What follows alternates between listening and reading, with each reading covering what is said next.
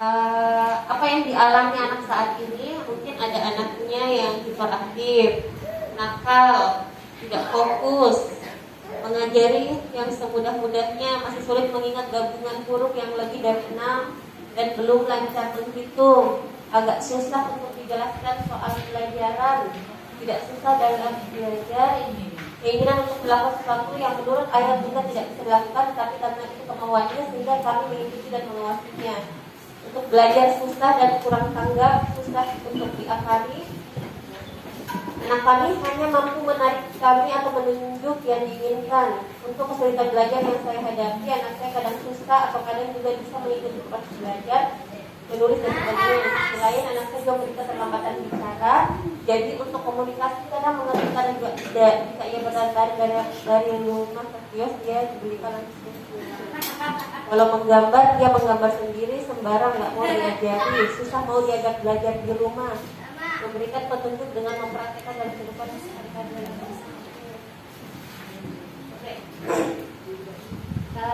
Tipe kekhususan anak ada 13,3% autis, ada tidak lambat dalam bicara, ini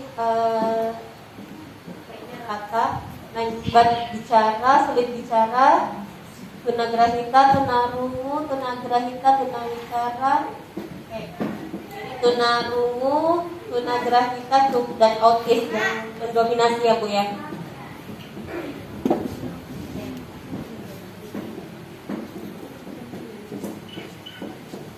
Oke, siapa anak kita?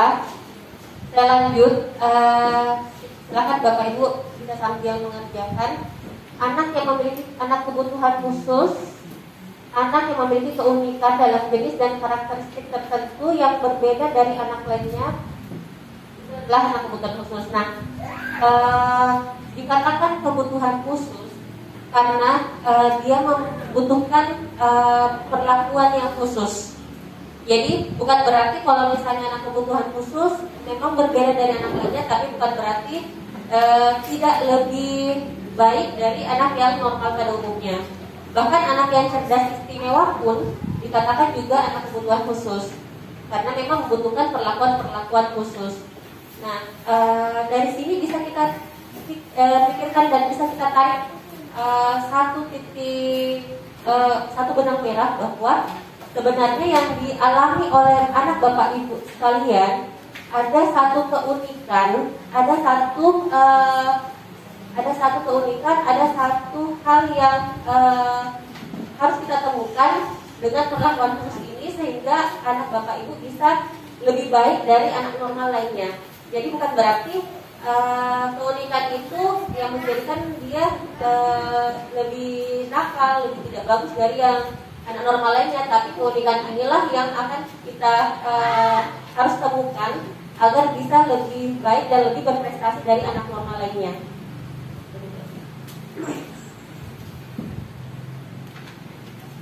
Nah, ini tadi anak kebutuhan khusus berbeda dengan anak luar biasa. Kalau anak luar biasa lebih fokus ke kondisinya, ada fisik, mental, emosi, dan sosial. Nah, anak kebutuhan khusus, kita fokus ke kebutuhan anaknya untuk mencapai prestasi sesuai dengan potensinya. Jadi kalau anak luar biasa, kita fokus ke kondisinya saat ini apa, dia keterbatasannya apa. Nah, kalau kebutuhan khusus, kita fokus ke potensinya dan memberikan perlakuan khusus untuk mengembangkan potensinya ini. Ya, nanti ada 4 sesi materi. Yang pertama kita harus mengenal dulu anak kebutuhan khusus kita ini apa sih kelebihan-kelemahannya, nanti kita harus temukan ini dulu. Kemudian yang kedua, Bu Rona nanti akan menjelaskan bahwa Bapak Ibu ini tidak sendiri. Bagaimana penerimaan diri Bapak Ibu? Kita akan memberikan meningkatkan penerimaan diri Bapak Ibu dulu. Kalau misalnya penerimaan dirinya sudah baik, maka nanti besok kita akan memberikan materi untuk menemukan potensi yang ada pada diri anak Bapak Ibu dan bagaimana mengembangkannya. Jadi besok itu kita akan fokus kepada potensi-potensinya. Tadi membutuhkan pendidikan khusus, membutuhkan instruksi yang berbeda dari biasanya, perbedaan dalam komunikasi, teknik mengajar, dan level pencapaian. Nah, faktornya apa yang menyebabkan anak berkebutuhan khusus? Nah, mungkin di sini masih ada bertanya, kenapa sih anak saya lahir seperti ini? Kenapa bisa sampai ini? Mungkin Bapak Ibu bisa flashback dulu waktu hamil atau lingkungan sekitar, ada tidak yang bisa menyebabkan anak lahir dengan berkebutuhan khusus? Yang pertama, hereditas. Hereditas ini faktor genetik yang bisa kadang-kala ada yang kedua orang tuanya dari satu gen yang sama, misalnya ada yang bersepupu, bahkan ada yang bersaudara. Makanya kenapa dalam agama pun dilarang pernikahan saudara, karena bisa jadi ada faktor genetik yang menyebabkan kelainan kromosom pada anak. Jadi banyak kasus kelainan kromosom itu disebabkan karena orang tuanya, ayah ibunya masih hubungan saudara, apakah itu dari sepupu. Tapi bukan berarti semua yang seperti itu ada kelainan kromosom, tidak. Tapi ada faktor-faktor yang bisa menyebabkan kelainan kromosom itu disebabkan karena gen yang sama. Kemudian ada yang non genetik juga, hereditas non genetik yang bisa disebabkan karena faktor dari kelahiran. Ada bayi lahir prematur yang belum matang kondisinya pada saat kehamilan, kemudian lahir belum waktunya, kemudian berat badan bayi rendah, itu juga bisa menyebabkan. Nah, hereditas ini juga mempengaruhi bersumber dari kondisi ibu saat kehamilan. Makanya pada saat ibu hamil sebisa mungkin bahagia. Jadi stres itu hindarkan dulu yang bisa memicu stres. Kenapa? Karena ketika ibu stres, suplai oksigen ke janin itu berkurang, dan itu akan menyebabkan perkembangan otak terhambat. Perkembangan otaknya anak terhambat. Nah, kalau perkembangan otaknya kurang maksimal, jadi akan bisa mempengaruhi kecerdasan intelektualnya nanti di masa yang akan datang. Kemudian ada infeksi ini bisa disebabkan oleh infeksi yang ada di lingkungan sekitar, misalnya dari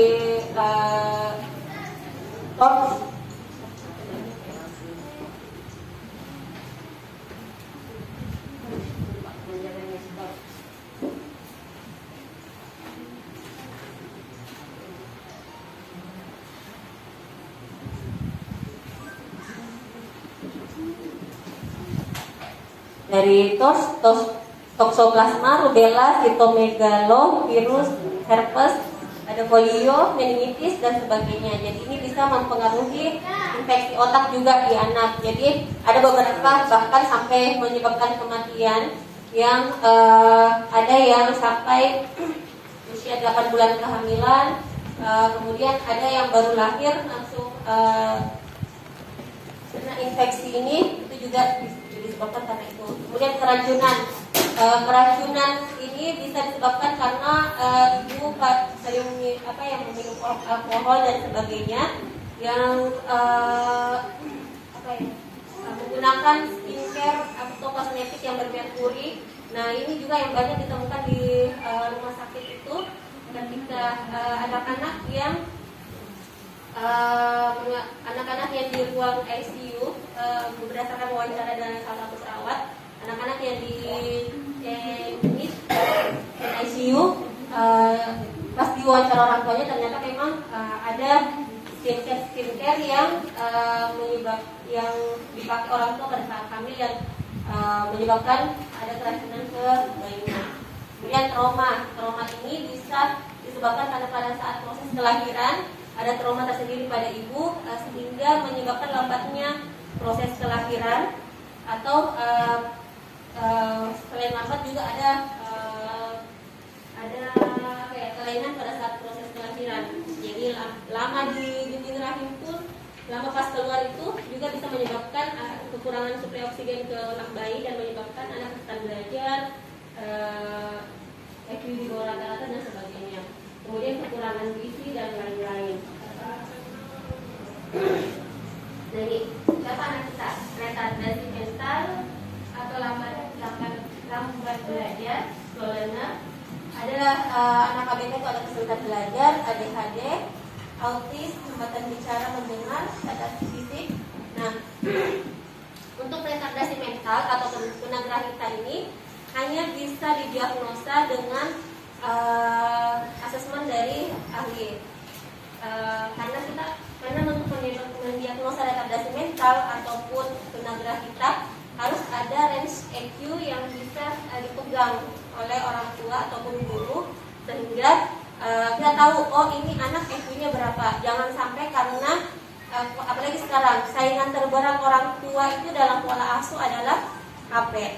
Jadi kita tidak bisa ini jangan sampai dia lambat bicara, lambat responnya, kurang konsentrasinya bukan karena EQ-nya di bawah rata-rata, tapi karena kebiasaan berhadapan sama layar, sehingga responnya ketika orang yang berbicara akan lambat. Jadi bukan berarti makanya itu perlu ada asesmen atau perlu ada tes intelijensi, tes psikologis agar diketahui bahwa oh memang ini anaknya EQ-nya segini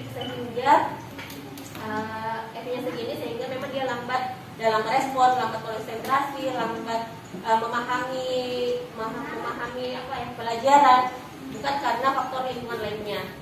Seperti itu. Autis juga karena jangan sampai begini. Kalau untuk tunagrahita itu cirinya dua. Dia ada hambatan intelektual dengan kemandiriannya. Kalau hanya salah satunya, dia ketika diajar misalnya dia makannya bagus, mandi sendiri bisa, kemandiriannya sudah bagus, jadi tidak bisa didiagnosa sebagai anak tunagrahita atau anak retardasi mental. Begitu. Jadi mungkin saja dia hanya di sebatas lambat belajar atau slow learner atau EQ di bawah rata-rata, bukan retardasi mental atau tunagrahita. Kemudian ada kesulitan belajar. Kesulitan belajar itu ada kesulitan belajar tidak semuanya juga, ada yang kesulitan belajar membaca, berhitung, menulis. Jadi harus tahu juga dulu kesulitan belajarnya di mana. Kalau misalnya dia kesulitan belajar menulis, tadi ada bisa Kak yang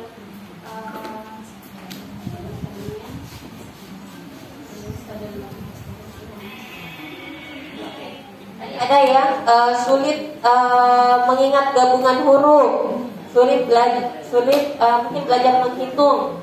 Ada juga yang sulit menulis. Jadi kita lihat dulu kesulitannya ini sumbernya dari mana. Apakah dia sulit menulis? Pernah tidak perhatikan tangannya gimana? Posisi duduknya gimana?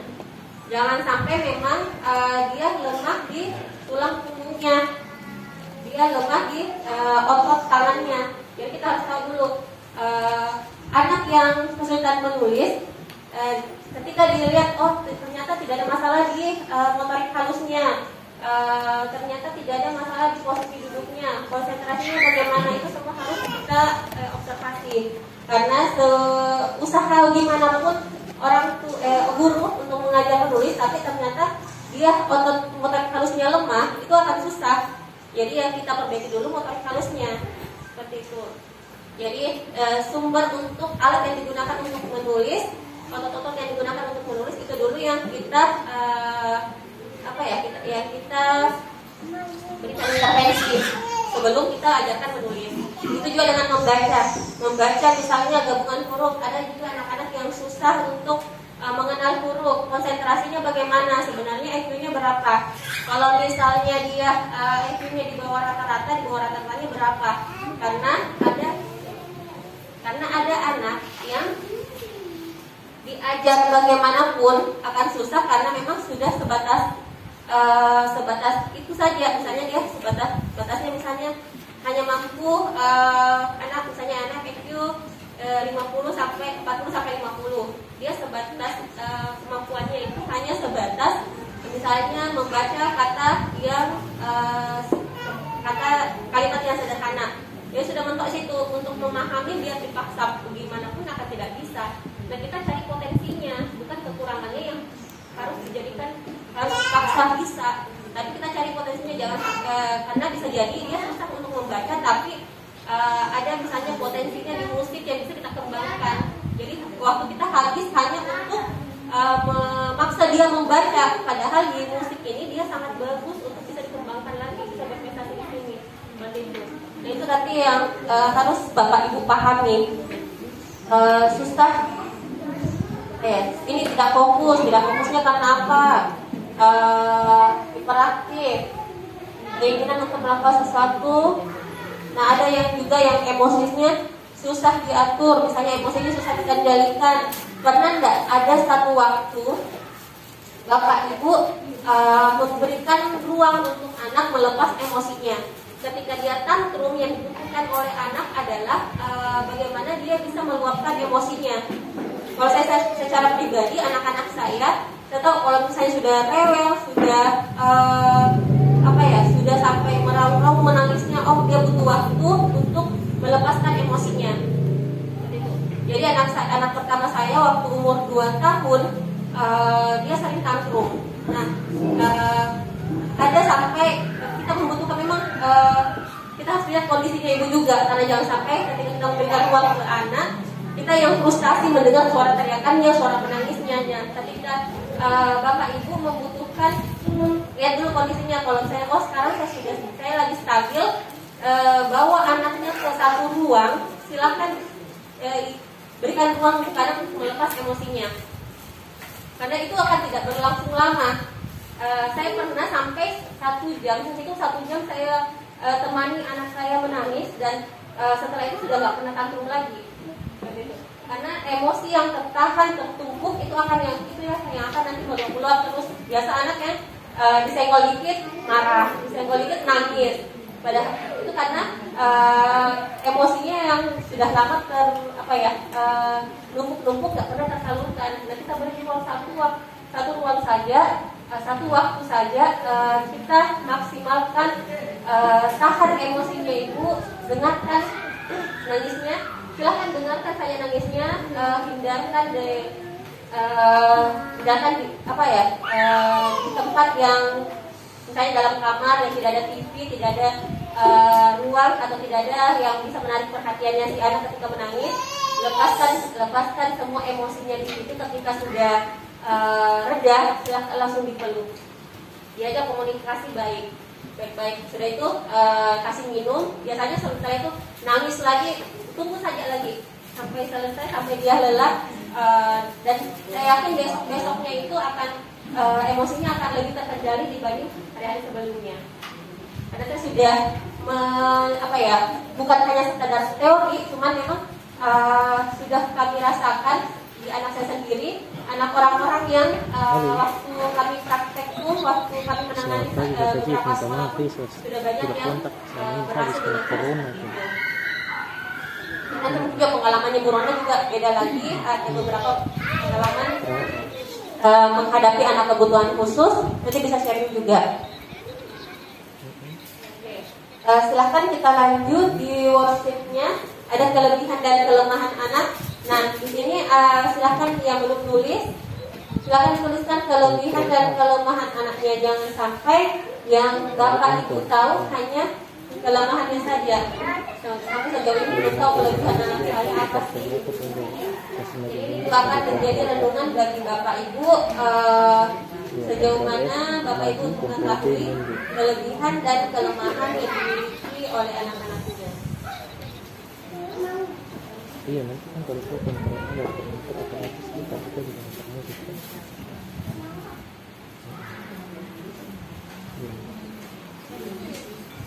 Oke,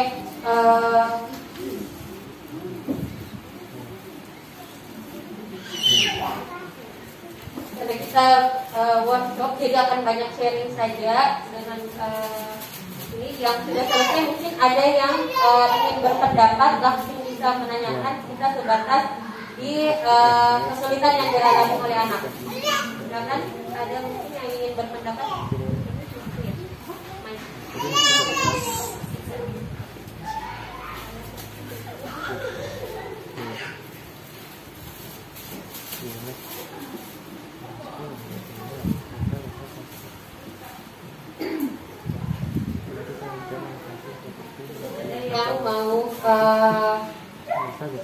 ditanyakan. Saya tidak banyak mempersiapkan materi, kita akan banyak sharing saja. Karena ini adalah pelatihan, bukan seminar. Jadi kita banyak sharing saja.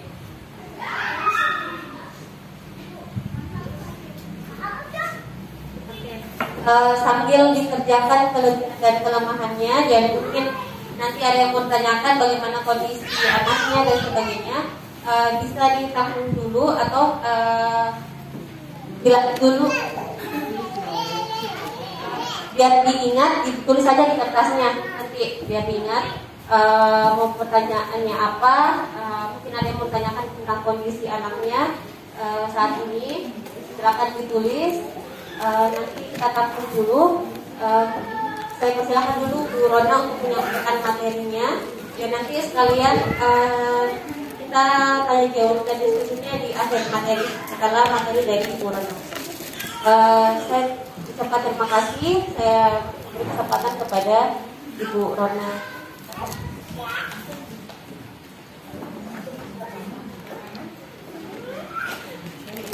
Buka masker karena udah sesak dari tadi dan kita berjarak cukup jauh ya, jadi kayaknya aman deh.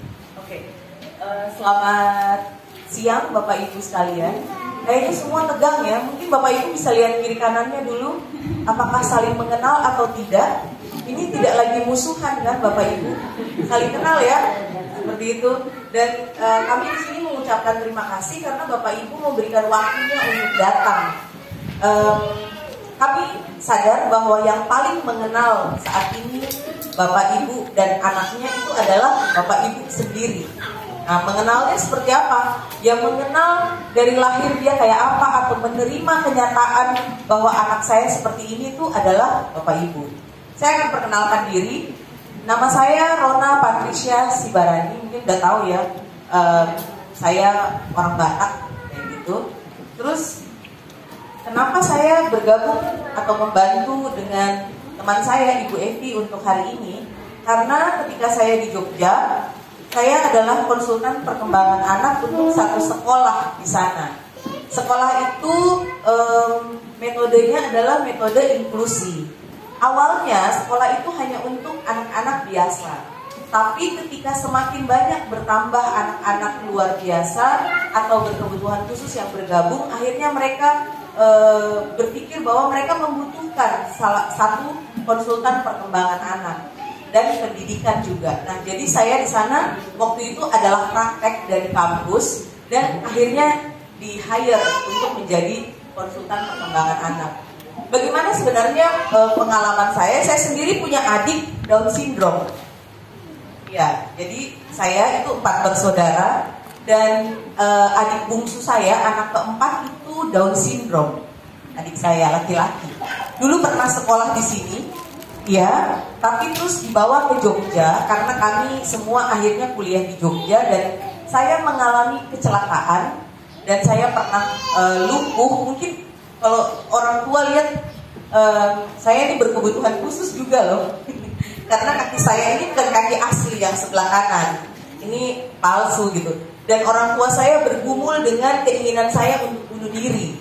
Tapi saya tidak mati-mati gitu ya. Selalu karena ibu saya tidak pernah melepaskan saya dari pandangannya dan dampingannya. Seperti itu. Sampai saya kuliah pun ibu saya itu mendampingi saya. Maka kenapa saya sangat ingin belajar psikologi dan membantu anak-anak dengan segala macam masalahnya, lebih tepatnya ya, dari mulai masalah pendidikan, perkembangan, sampai saat ini saya melayani di Polres juga, membantu anak-anak yang mengalami pelecehan seksual dan pemerkosaan atau anak-anak pelaku kejahatan. Saya melakukan pendampingan untuk mereka, seperti itu. Pokoknya semua tentang anak saya berusaha untuk membantu dan belajar dari apa yang sudah saya alami dan terima di kampus maupun di sekeliling saya, seperti itu. Materi hari ini sebenarnya di sini ingin membuka pandangan Bapak Ibu, dan saya yakin Bapak Ibu pasti sebenarnya tahu bahwa Bapak Ibu tidak pernah sendiri. tidak pernah sendiri. Bagaimana ibu? Wah, ibu ngomongnya enak banget gitu ya, kayak ibu punya anak aja seperti kami gitu. Kenapa? Maksudnya tidak pernah sendiri. Kalau ibu lihat kiri kanan, depan belakang, apakah ibu sendiri? Coba, pernah nggak lihat atau pernah nggak ngobrol? Nggak sendiri kan? Berarti kita bicara sendiri, itu berarti kita bicara tentang orang yang punya perasaan, pengalaman yang sama. Berarti kita tidak sendiri. Perasaan, pengalaman yang sama atau posisi yang sama saat ini. Adakah Bapak Ibu mungkin di sini yang masih berpikir saya sendiri loh, saya berjuang sendiri loh. Kamu tahu apa tentang saya? Kamu tahu apa tentang keluarga saya? Mungkin ada. Saya sendiri tidak pernah tahu perasaan orang tua saya bagaimana ketika akhirnya mereka didiagnosis punya anak Down syndrome. Orang tua saya itu sebenarnya sudah punya 3 anak SMA. Tiba-tiba ibu saya hamil. Di usia sudah 40 berapa, ibu saya hamil. Waktu periksa ke Jakarta di rumah sakit Cipto, katanya kemungkinan adik saya ini tidak akan lahir dengan normal. Nah, dokter bilang karena masih di awal-awal kehamilan, bagaimana kalau digugurkan saja? Tapi orang tua saya bilang bahwa apapun keadaan anaknya, katanya, mereka terima itu sebagai berkat. Dan lahirlah adik saya, dia Down syndrome. Nah, apa yang orang tua saya lakukan? Orang tua saya tidak pernah bertanya perasaan mereka. Yang saya tahu, ibu saya melakukan semua hal untuk adik saya. Jadi adik saya itu anak yang mandiri. Dia bisa mandi sendiri, bisa ganti pakaiannya sendiri, lipat pakaian, dia bisa mengambil makanan, membereskan piring, merapikan tempat tidur. Dia Down syndrome. Di sekolah di sini, dia diajarin itu semua dan dia bisa gitu. Ketika dibawa ke Jogja pun, di sekolah sana mereka bilang, dia sudah tidak repot ya katanya. Seperti itu. Down syndrome itu orang menyebutnya retardasi mental, benar ya Mbak ya? Retardasi mental juga ya, Down syndrome ya. Jadi mungkin semua tahu bahwa mukanya itu, ya muka 1000 ini ya, wajah ya, mongoloid face ya, seperti itu. Nah adik saya seperti itu. Sampai sekarang saya banyak sekali mengikuti keluarga di Instagram dengan anak Down syndrome dan autis. Nah seperti itu. Jadi kalau ibu dan bapak mengatakan bahwa kami sendiri, ini berat gitu, saya sudah melihat bagaimana orang tua saya berjuang dengan adik saya Down syndrome. Memang di usia 17 tahun adik saya meninggal karena waktu itu salah penanganan di rumah sakit. Tapi ya kami percaya bahwa itu memang sudah umur yang Tuhan berikan bagi adik saya, dan orang tua saya sudah melakukan yang terbaik kalau menurut saya sebagai orang tua dengan anak Down syndrome. Bukan hanya anak Down syndrome, dengan saya yang harus mengeluarkan biaya mengganti kaki gitu ya karena kecelakaan. Bapak Ibu tidak sendiri. Kami di sini juga adalah orang-orang yang peduli. Mungkin kami tidak bisa merasakan apa yang Bapak Ibu rasakan, tapi kami berempati bahwa kami peduli dengan keluarga dan dengan anak-anak yang berkebutuhan khusus. Makanya kami ada di sini, kami memberikan waktu kami seperti itu. Oke, next. Saya pengen tahu. Biasanya ada banyak orang dia menutupi perasaannya ketika harus menerima bahwa anaknya berkebutuhan khusus. Apa yang Bapak Ibu rasakan? Pernahkah Bapak Ibu bertanya? Pernahkah mungkin Bapak dan Ibu sebagai orang tua dari anak berkebutuhan khusus mengungkapkan perasaan satu sama lain? Bu, mungkin saya agak kejawa-jawaan ya, karena saya di Jogja cukup lama. Jadi kalau ada yang mungkin kurang dipahami boleh ditanya nanti atau disanggah. Bu, piye perasaannya? Gitu kan? Kamu capek kok? Ibu atau mama, aku capek kan? Atau bapak, bagaimana bapak? Bapak capek kan temanin anak? pernahkah saling bertanya perasaan? Ini salah satu hal yang mungkin orang lupa, orang tua dengan anak berkebutuhan khusus lupakan. Bertanya satu sama lain dan harusnya menjadi tim. Sehingga Bapak Ibu tidak sendiri. Kenapa? Harusnya kekuatan pilarnya ada pada Bapak dan Ibu duluan. Pernah tidak? Atau Bapak dan Ibu hanya fokus kepada bagaimana anak saya harus menjadi seperti anak orang lain. Anak saya harus bisa sekolah nanti, harus bisa jadi sarjana. Atau anak saya tidak merepotkan saya. Kalau orang tua saya cuma satu tujuannya, anaknya tidak akan merepotkan orang lain. Dia hanya butuh anaknya mandiri, dan itu tercapai. Kenapa? Bahkan mama saya, dia belajar sendiri bagaimana melakukan terapi untuk anaknya. Itu yang mama saya lakukan. Dia pergi kemanapun, di rumah sakit mana, ada terapi apa, dia pergi. Bapak Ibu pernah tanya tidak pada diri sendiri, atau pernah mengaku tidak bahwa saya terluka ketika Tuhan memberikan anak saya seperti ini? Pernah tidak?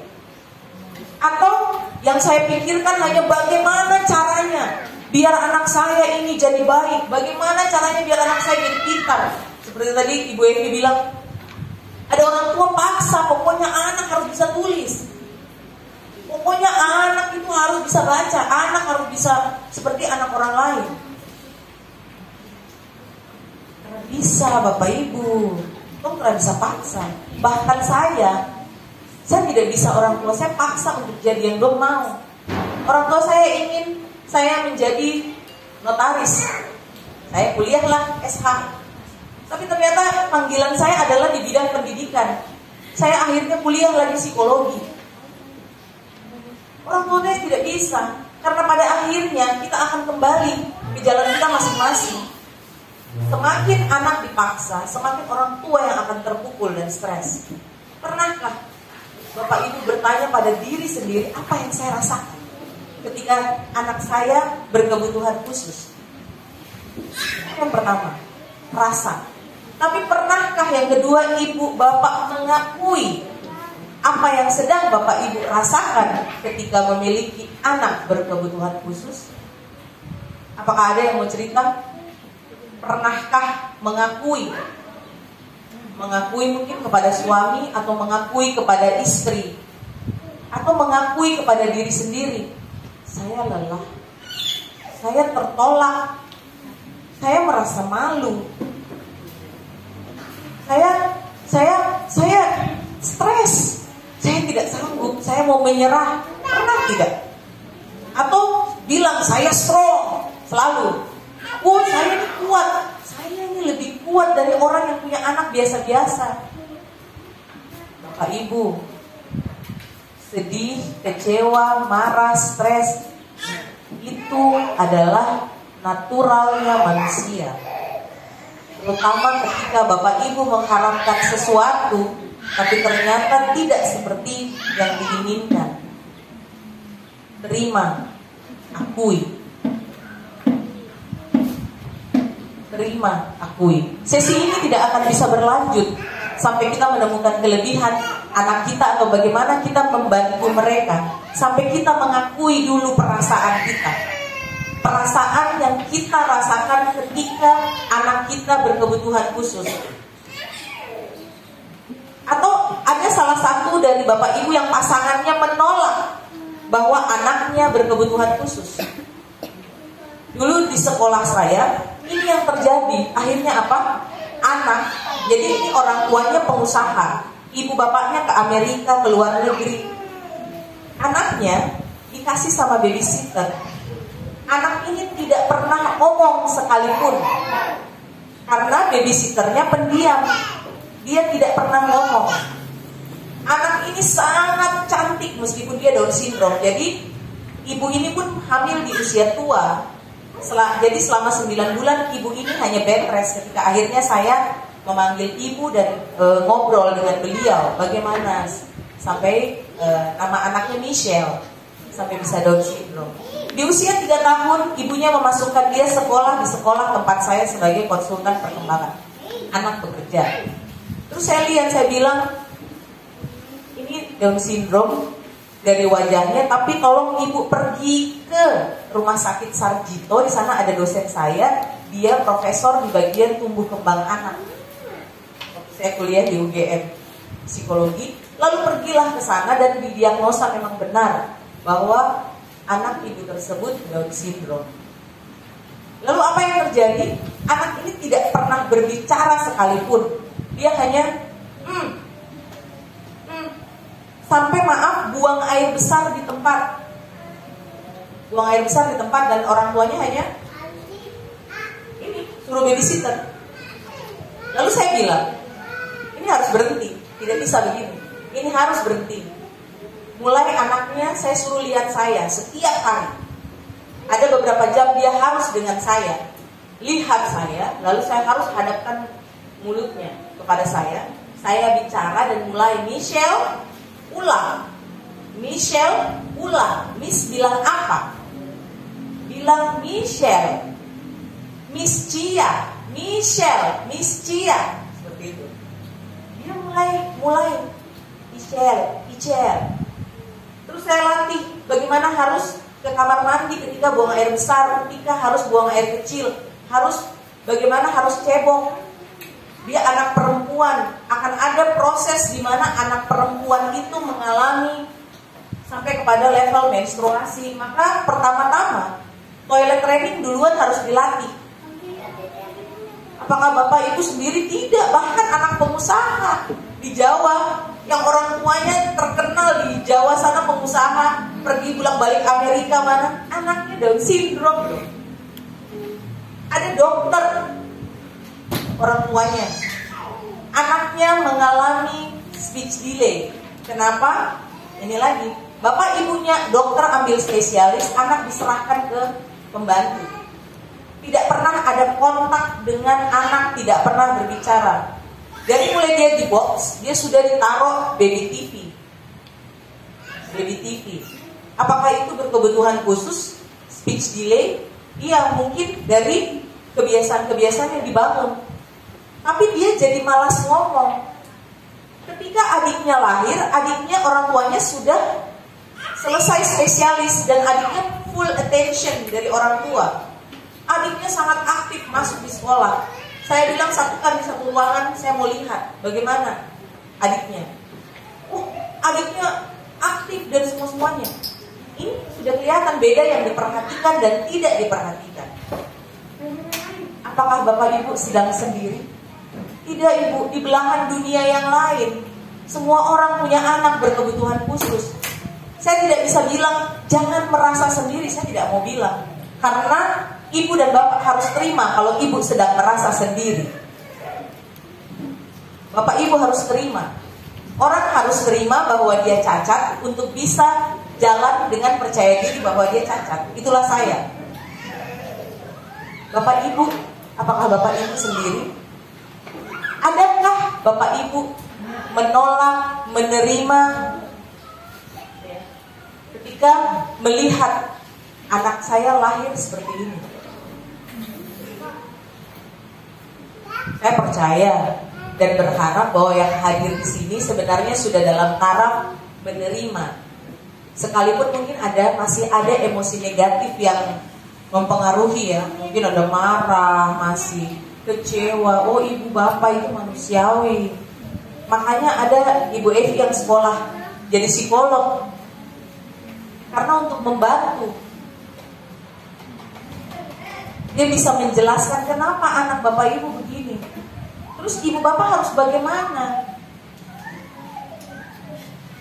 Ibu kalau boleh, saya menghilang dari dunia ini. Ada loh yang kayak begitu. Orang tua yang sharing ke saya. Ibu kalau boleh, saya menghilang dari dunia ini. Kenapa ibu? Ibu saya sudah tidak sanggup. Orang lain bilang, anak saya umur segini sudah bisa bicara loh. Anak saya umur segini sudah bisa pasang Lego loh. Ibu saya sudah tidak sanggup katanya.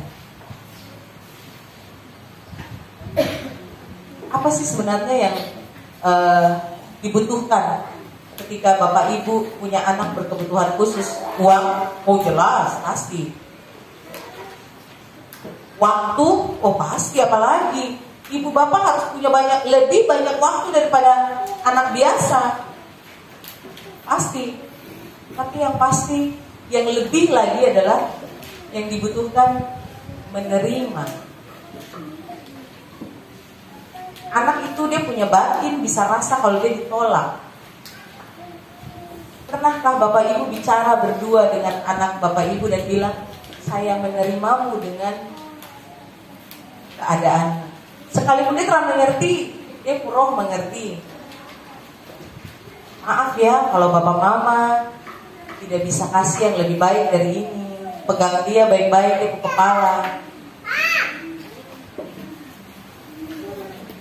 Mungkin bapak ibu melihat bahwa apa yang bapak ibu sedang lakukan usaha itu untuk anak. Semua orang akan bicara, yang saya lakukan ini demi anak saya, yang saya lakukan ini biar anak saya bisa begini, yang saya lakukan ini biar anak saya tidak dipermalukan orang.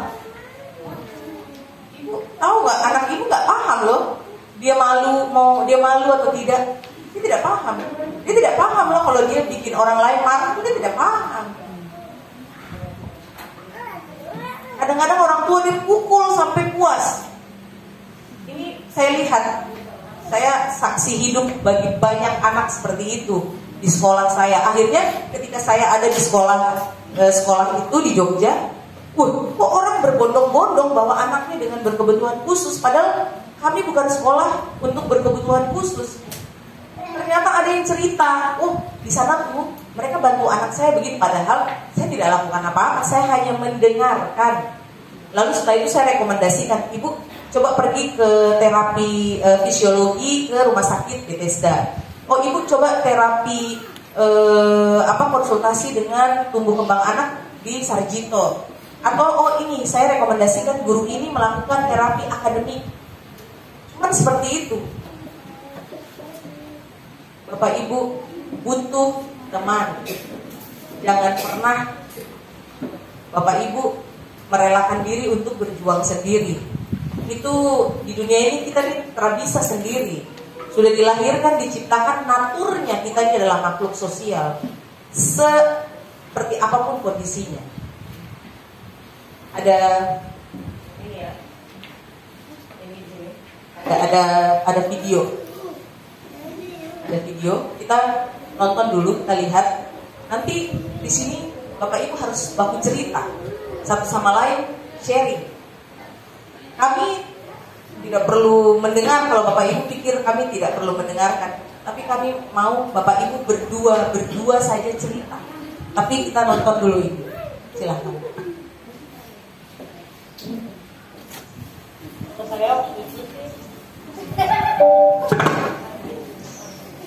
Saya mengenalkan perasaan saya waktu itu.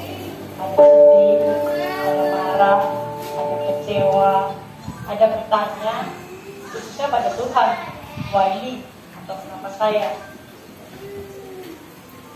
Apalagi saya adalah satu-satunya laki-laki yang saya punya. Dan juga belum bisa mencari informasi. Apa sih itu? Gimana sih cara menanganinya, mendampinginya? Kemudian bertanya ke sana, kemari, melakukan usaha untuk mencari informasi dan mempelajari informasi tersebut, sampai kemudian berujung pada sebuah penyesalan. Ada rasa marah lagi. Karena kemudian tidak kunjung ada harapan atau asa yang saat di awal kita diberikan oleh dokter, oleh terapis, atau mungkin harapan saya sendiri.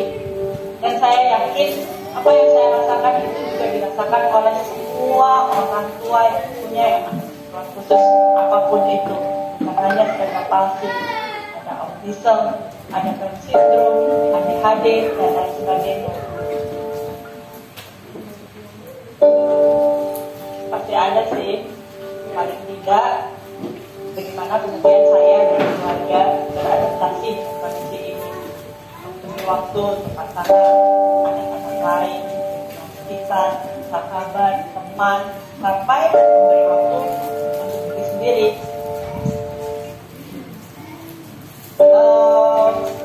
Waktu disisihkan atau dicibir sampai ditinggalkan baik orang-orang yang paling dekat, karena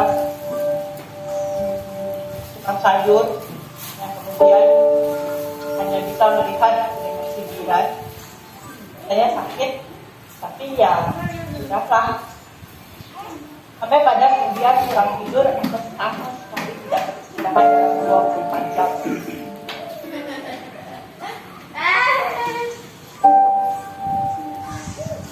Aduh, sekarang belas kasihan. Kita yang udah gak punya waktu, bukan karena gak ngapa-ngapain, bukan karena gak mau ketemu, tapi karena kemudian fokus pada terapian kita, dokter, pemeriksaan itu malah bisa dari sombong. Atau kemudian dari yang sangat tinggi aja, atau yang tiba-tiba bilang, kami sampai ada kondisi yang sama di hidup gue.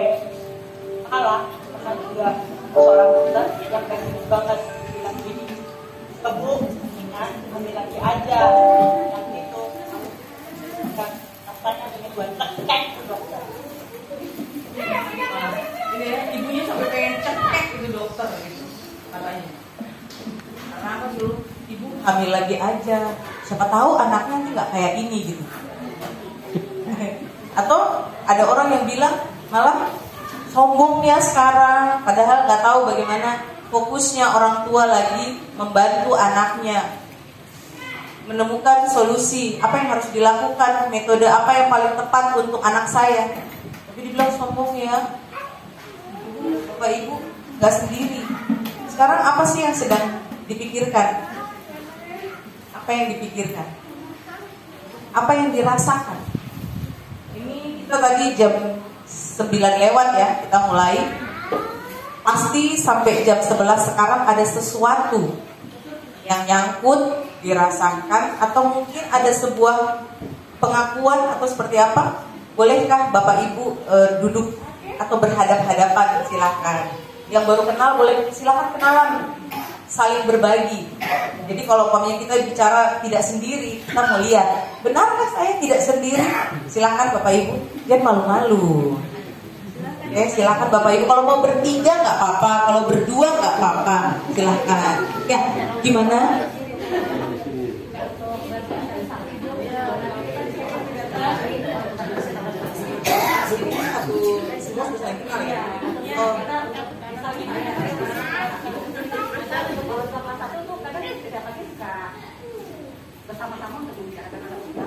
Oh, ternyata di sini luar biasa ya, sudah ada forum untuk berbagi informasi. Iya, jadi sepertinya Bapak Ibu di sini tidak terlalu punya ini ya, bagaimana sih kondisi yang terberat gitu. Berarti ini informasi yang pertama yang cukup baik bagi kami. Oh, ternyata Bapak Ibu sudah berbagi informasi, saling menguatkan begitu ya. Oke, ini good job seperti itu. Kalau sudah seperti ini ya, ya. Nah, berarti di sini sudah sadar bahwa tidak sendiri ya. Oh, berarti besok memang materinya tepat. Bagaimana menemukan untuk anak punya ini ya, kelebihan seperti itu. Ya, bersyukur sekali kalau Bapak Ibu di sekolah ternyata memang ada komunitas ini, kayak gitu. Saya mengenal seorang ibu dengan anak cerebral palsy. Anaknya bahkan tergeletak di lantai saja. Mungkin saya nggak tahu di sini, mungkin ibu mengenal, mungkin ibunya tinggal di SP3, SP4. Namanya Ibu Ningrum. Dia punya yayasan namanya Nemafolog. Ibu ini akan mendatangi orang tua yang tidak mampu mengurus anaknya berkebutuhan khusus. Dia akan pergi jalan kemanapun, dia bantu kasih bersih, dia akan bantu ajarin orang tua bagaimana. Nah, karena apa? Karena tadi dia ingin orang lain, keluarga lain yang punya anak berkebutuhan khusus tidak merasa sendiri. Tidak merasa sendiri. Mereka mungkin tidak tahu, bahkan tidak punya yang saya tahu ketika saya ke SP3, saya main juga ke SLB di sana. Saya ke rumah ibu juga lihat anaknya, ngobrol-ngobrol. Saya bilang, kenapa ibu melakukannya? Kenapa ibu harus buang-buang uang, pergi ke orang punya rumah, pergi di kota jauh-jauh? Dia bilang begini, pertama yang saya tahu, Mbak, katanya, Mbak Rona tahu katanya, ini orang-orang yang saya bantu keluarganya ini nggak ngerti Mbak, kalau anaknya itu harus ditolong katanya. Yang kedua, mereka nggak punya uang Mbak untuk masukin anaknya ke SLB. Yang ketiga, bapak ibunya juga sibuk cari uang sendiri. Mereka punya perekonomian, mata pencaharian itu tidak seperti orang lain. Kalau bapak ibu di sini sudah bisa mengakui bahwa bapak ibu tidak sendiri, coba bapak ibu pikirkan orang di luar sana yang punya keluarga dan anak berkebutuhan khusus, mungkin bisa berbagi informasi dari apa yang sudah bapak ibu lakukan terhadap anak-anak bapak ibu. Sehingga orang lain pun menjadi tidak sendiri. Saya tahu itu butuh waktu khusus, keterbebanan khusus. Tapi setidaknya mungkin bisa mencoba ketika ada komunitas. Ternyata di sekolah ini mungkin bisa melakukan sesuatu untuk mereka. Coba kita sharing. Adakah yang ingin berbagi? Sampai pada titik ini, apa yang Bapak Ibu rasakan dan pikirkan tentang keberadaan anak Bapak Ibu yang adalah berkebutuhan khusus? Ada yang mau sharing? Silahkan. Tadi kan, silahkan Ibu, baik. Nanti Ibu perkenalkan diri ya, biar kami yang belum kenal jadi kenal.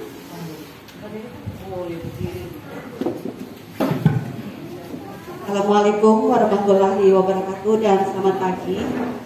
Saya sebagai orang tua murid kelas 1 di sekolah ini, anak saya perempuan berusia 9 tahun. Untuk komunitas sebenarnya kita mungkin untuk kelas 1 ya, saya pertama yang semua di kelas 1 kita sebenarnya komunitas itu secara tim aja gitu Bu, orang tua murid kelas 1. Jadi kita kadang bertukar pikiran satu sama lain tentang anak-anak kita yang berkebutuhan khusus ini. Dan setelah saya mengikuti sekolah ini selama sekitar kurang lebih 2 bulanan, anak saya masuk di sekolah ini, saya mendengarkan para orang tua lainnya, oh ternyata anak saya di sini ada yang sama kebutuhannya itu. Nah, salah satu contohnya kan anak saya di sini keterlambatan bicara dan keterlambatan berpikir. Dan ada beberapa orang tua juga yang sama mengalami seperti itu. Jadi kadang kita juga sharing, kita kayak konsultasi, dan ada salah satu orang tua juga yang pernah menerapkan anaknya untuk terapi di Jawa, dan itu juga saya sudah melihat itu dengan saya pribadi. Cuman saya menerapkan terapi di Jawa itu kurang lebih sekitar 6 bulanan, tapi kok saya merasa anak saya kayak belum ada perubahan gitu. Yang ini saya tanyakan, apakah terapi itu harus membutuhkan waktu yang lama atau kita melihat dari segi anak bisa menerimanya itu bisa cepat atau lambat gitu.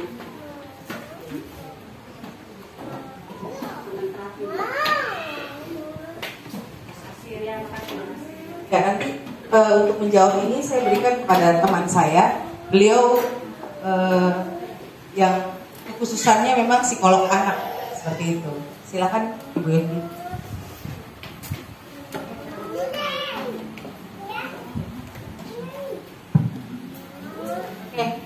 Terima kasih Bu Rona, materinya luar biasa sekali. Saya juga baru tahu ternyata Bu Rona banyak pengalaman, ada pengalaman pribadi sendiri.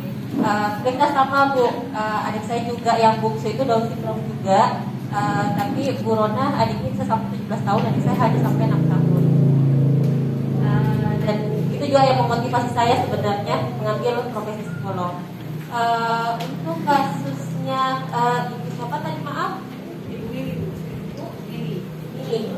Ya, untuk Ibu ini sebenarnya apakah terapi itu harus membutuhkan waktu yang lama? Nah, itu adalah perlunya asesmen. Asesmen itu tes psikologis itu kita tahu sejauh mana sih kelebihan dan kelemahannya anak, apa yang dibutuhkan. Nanti dari hasil asesmen maka bisa diputuskan intervensi apa yang tepat. Karena kalau misalnya terapi, ya kita tahu dulu anak ini apa yang dialami anak ini, diagnosanya apa. Untuk diagnosa ini dari hasil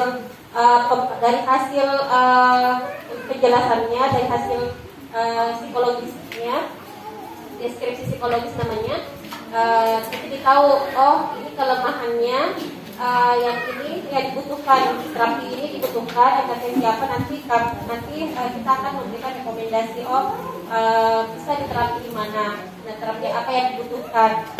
Untuk hasil inilah yang dibutuhkan, misalnya juga di sekolah apa yang dibutuhkan anak, dan di tempat terapi apa yang dibutuhkan anak. Dari hasil asesmen ini nanti bisa disusun intervensinya, terapinya seberapa lama, tergantung dari kondisinya anak masing-masing. Jadi memang ada terapi yang misalnya anak autis sendiri biasanya kalau misalnya terapinya berhenti di tengah jalan, biasanya akan berulang lagi kelemahannya kebutuhan khususnya. Jadi dari format intervensi pun juga nanti ada capaian-capaian. Kalau misalnya sudah mencapai apa yang kita inginkan, bisa dihentikan dengan syarat ada perilaku khusus yang harus tetap berjalan, misalnya di rumah. Apa yang harus dilakukan orang tua di rumah, misalnya jangan sampai terapi konsentrasi misalnya sudah bagus, fokusnya sudah bagus, tapi berhenti terapi di rumah tetap dikasihkan HP misalnya, bermain sendiri, kemudian tidak pernah diajak bicara, wah sama saja kita memberikan penyakit baru kayak gitu. Jadi tetap intervensi itu sesuai dengan hasil asesmen agar sejalan. Kalau misalnya lama tidaknya tergantung dari kebutuhannya anak seperti itu. Tapi sekarang sudah terbuka, ilmu itu terbuka. Apalagi sekarang sistem online, jadi orang tua sudah banyak pelatihan orang tua untuk apa-apa yang bisa diterapkan di rumah. Jadi nggak mesti, apalagi keterbatasan kita di Sorong sendiri belum ada tempat terapi. Jadi bisa secara online. Misalnya kemarin ada klien saya juga autis, saya sudah asesmen, kemudian kita mendampingi, kita tidak melepas, kita tetap mendampingi secara online. Anak saya sudah masuk sekolah, sudah ini apa yang dilakukan lagi, kemudian ada masukan, ada pelatihan khusus untuk anak autis, untuk orang tua dengan anak autis, kita siapkan, kita bantu ibunya untuk ikut dan sebagainya. Mungkin ada pertanyaan lagi, bisa sharing langsung.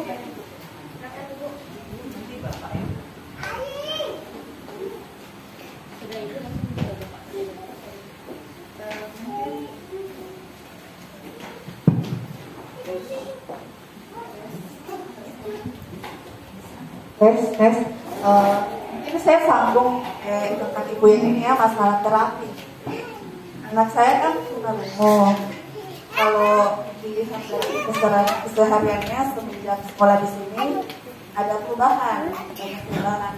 Cuma mungkin yang ingin saya tanyakan, kadang kan masih suka kayak emosi, suka marah, terus kalau main kayak mungkin dia menjelaskan ke kita, tapi kita tidak paham apa yang ada, jadinya emosi, marah. Terus yang ingin saya tanyakan, apakah ada terapi khusus untuk anak-anak agar bisa walaupun tunarungu untuk mengontrol emosinya, Ibu? Itu aja, terima kasih.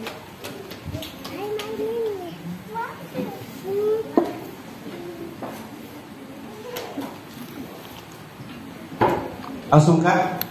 Iya, silakan Bapak langsung. Bismillahirrahmanirrahim. Assalamualaikum warahmatullahi wabarakatuh. Perkenalkan, nama saya Lukman, Bu.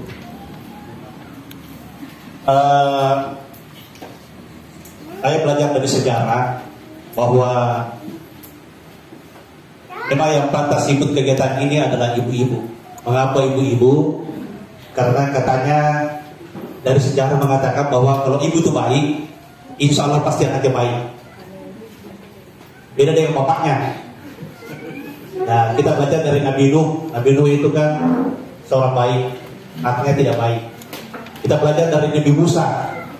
Nabi Musa ibunya baik, Nabi Musa baik, dan bapaknya Fir'aun. Kita belajar dari sejarah. Baik Bu, saya punya anak juga sama. Saya punya anak 7. Semuanya laki-laki 6, adik yang musuni perempuan, dan kebetulan berkebutuhan khusus juga. Anak saya yang ke-7 ini adalah Down syndrome. Istri saya melahirkan umur 42. Tapi sebenarnya waktu itu tidak berharap lagi. Tapi karena Allah berkehendak lain, kami diberikan karunia anak 1 perempuan lagi, yang sudah lama kami tunggu-tunggu. Kami sangat merasa bahagia, sangat senang. Apalagi istri saya melahirkan dalam keadaan normal. Ketika bulan berjalan, anak itu lain.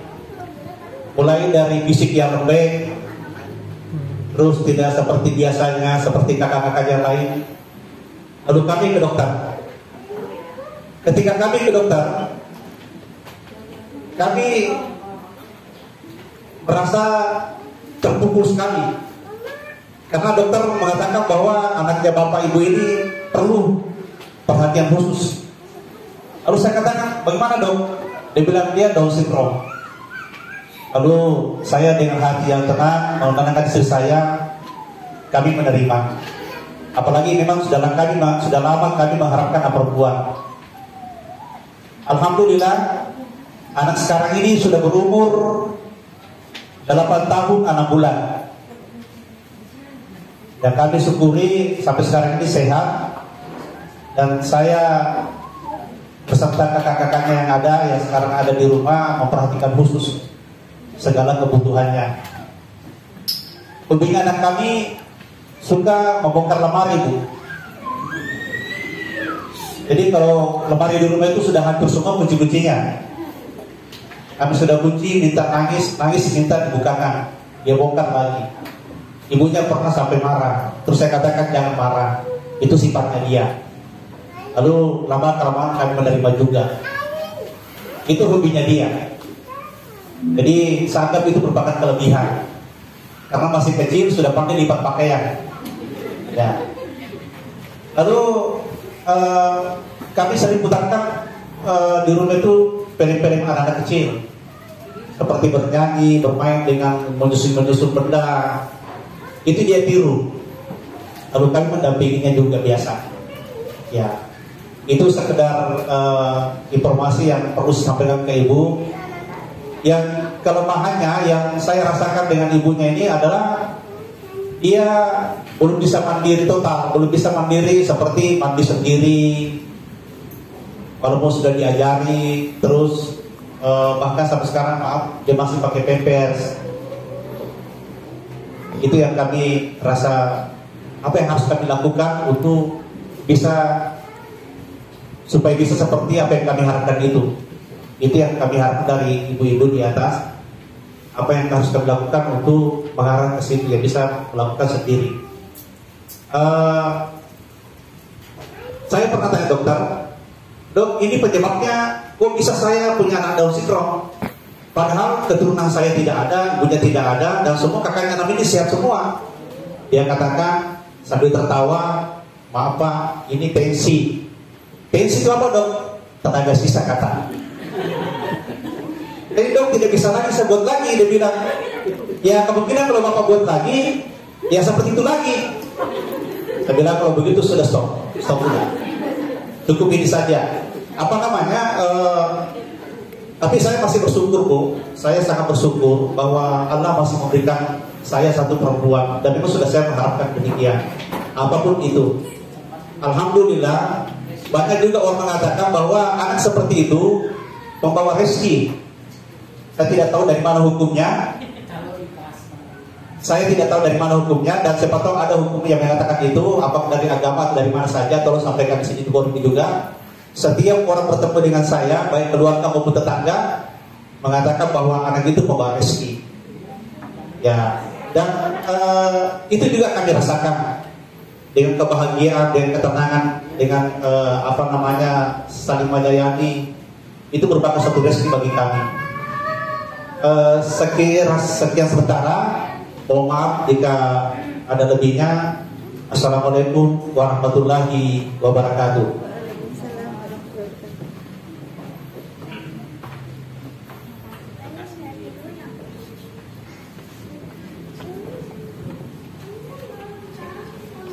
Terima kasih Bapak Ibu untuk ceritanya, untuk sharingnya, dan untuk pertanyaannya. Pertama saya ingin mengkonfirmasi ke Bapak ini adalah Pak Guru saya. Jadi dari waktu saya masuk, saya pikir ini seperti Pak Guru saya, guru kimia. Jadi saya pikir kok mirip Pak Guru saya waktu SMA ya, tapi nggak mungkin karena waktu SMA Pak Guru saya ganteng banget, kayak gitu. Jadi saya itu adalah mahasiswanya siswanya yang paling bodoh kimia. Apalagi dulu Bapak selalu kalau mengajar ini ya, yang buku saya kok jadi lupa kan karena bodoh kelihatan ya gitu. Jadi kalau dulu mengajar ikatan kimia, pasti saya selalu dimarahin. Pasti saya tidak tahu Bapak ingat ya, Rona, kamu belum kerja PR. Iya memang tidak kerja PR gitu kan. Tapi dulu Bapak ganteng banget, jadi kami di kelas itu kami mengagumi Bapak, bukan mengagumi pelajarannya gitu. Kayak gitu ya, bukan mengagumi pelajarannya seperti itu. Jadi Bapak hormat, saya siswanya Bapak dulu ketika SMA. Seperti itu. Oke, saya akan menjawab. Tadi Ibu bertanya tentang anak ya, terutama emosi gitu. Kalau umpamanya ibu nih, kalau ibu ngomong terus nggak didengerin, menurut ibu gimana? Terus ibu ngomong terus saya gimana yo? Nah ibu coba sekarang anaknya ibu marah kan? Ibu itu bukan sebenarnya itu bukan sebuah hal yang aneh. Hanya karena anak ibu berkebutuhan khusus, maka ibu melihat itu kok aneh gitu. Pengalaman saya waktu saya dengan murid-murid saya, ketika mereka marah, ngamuk, mau tantrum, saya akan duduk bersila dan lihat, menunggu sampai dia mau apa deh, mau apa, ayo ngomong. Kalau dia bisa tulis, ibu minta dituliskan. Kalau dia bisa menunjukkan, maka pegang tangannya, biar dia tunjuk. Karena orang tua pegang tangan anak itu biasanya menciptakan kenyamanan dan kepercayaan diri untuk dia menunjukkan apa yang dia mau. Mau apa deh? Jadi mohon maaf izin, anak ibu punya masalah dengan telinga dan bicara ya. Ibu bicara dengan membuka mulutnya besar. Mau apa deh? Namanya atau sebut namanya mau apa? Jangan ibu tidak melihatnya. Sampai setua ini pun saya, kalau mama saya bilang apa, mama saya nggak dengar, saya kadang-kadang juga suka udah mah males ngomong sama mama, sabar dulu, ngomong sini dulu pasti gitu mama saya ya. Tapi kalau dicuekin saya, udah mama tidak bisa diajak ngobrol gitu. Sampai sekarang masih, apalagi dia gitu. Lihat, kita selalu membutuhkan apa? Melihat mereka, berdiri sama tinggi dengan mereka, menatap mereka, lalu coba bicara. Tapi tunggu dulu, kalau dia marah, jangan malah ketika marah, kamu ini ngerepotin, maunya apa? Cepat gitu. Ya, itu aja Bu. Nanti dia juga capek kok. Saya dulu murid saya nangis sampai apapun, sampai guru-guru lain bilang gini, Miss, gak capek kok nungguin gitu. Enggak, senang lihatnya. Itu apa ya? Itu kayak sebuah penghargaan bahwa saya masih dibolehkan mendengarkan tangisannya, kemarahannya, emosinya gitu. Cobalah. Jadi kalau ibu melihat anak seperti itu, ya sabar. Karena nggak ada orang tua, kalau orang Jawa bilang, gimana caranya sih biar bisa bertahan dengan keadaan anak. Ini filosofi Jawa yang saya pelajari. Ini namanya adalah nerimo ing pandum. Saya nggak tahu yang lain di filosofi lain itu apa. Saya orang Batak kan, saya juga nggak tahu filosofinya di bahasa Batak apa. Saya tahunya filosofi Jawa gitu ya. Nerimo ing pandum itu menerima sampai sudah tidak sanggup untuk mengeluh. itu sudah begitu. Karena ibu tidak akan bisa ganti dia tuh di pasar, di mall mungkin dengan anak yang baru, tidak bisa ibu. Jadi mau tidak mau, ketika apa yang ibu inginkan, ibu juga dapatkan. Biasanya ibu ingin didengarkan, coba lihat dia bagaimana ketika dia ingin didengarkan. Tapi ibu juga jangan dengan emosi, karena biasanya orang tua kalau anaknya sudah emosi, dia juga naik darah ya. Biasanya, ya benar kan, karena ibu itu gitu, benar kan, pasti naik darah gitu kan. Ini belum masak, suami saya belum pulang, lagi mau makan siang, anak bikin ulah gitu kan. Diapain ini, diapain gitu. Bilang mau apa gitu. Dia istimewa, maka jadilah ibu juga yang istimewa buat dia. Oke. Kalau tadi yang pertanyaannya Bapak, bagaimana?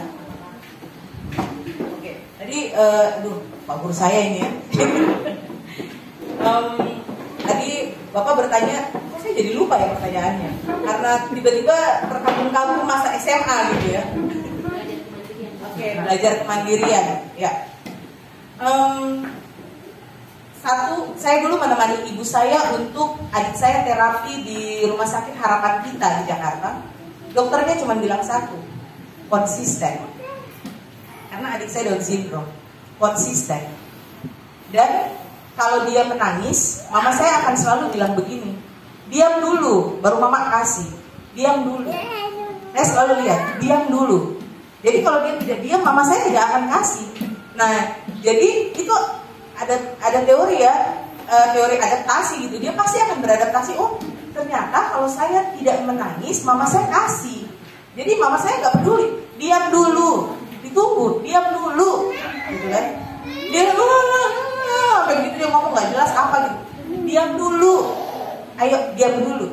Mama tunggu, diam dulu. Nanti mama kasih. Nah, seperti itu juga dengan kemandirian. Mencontohkan itu lebih baik daripada menyuruh.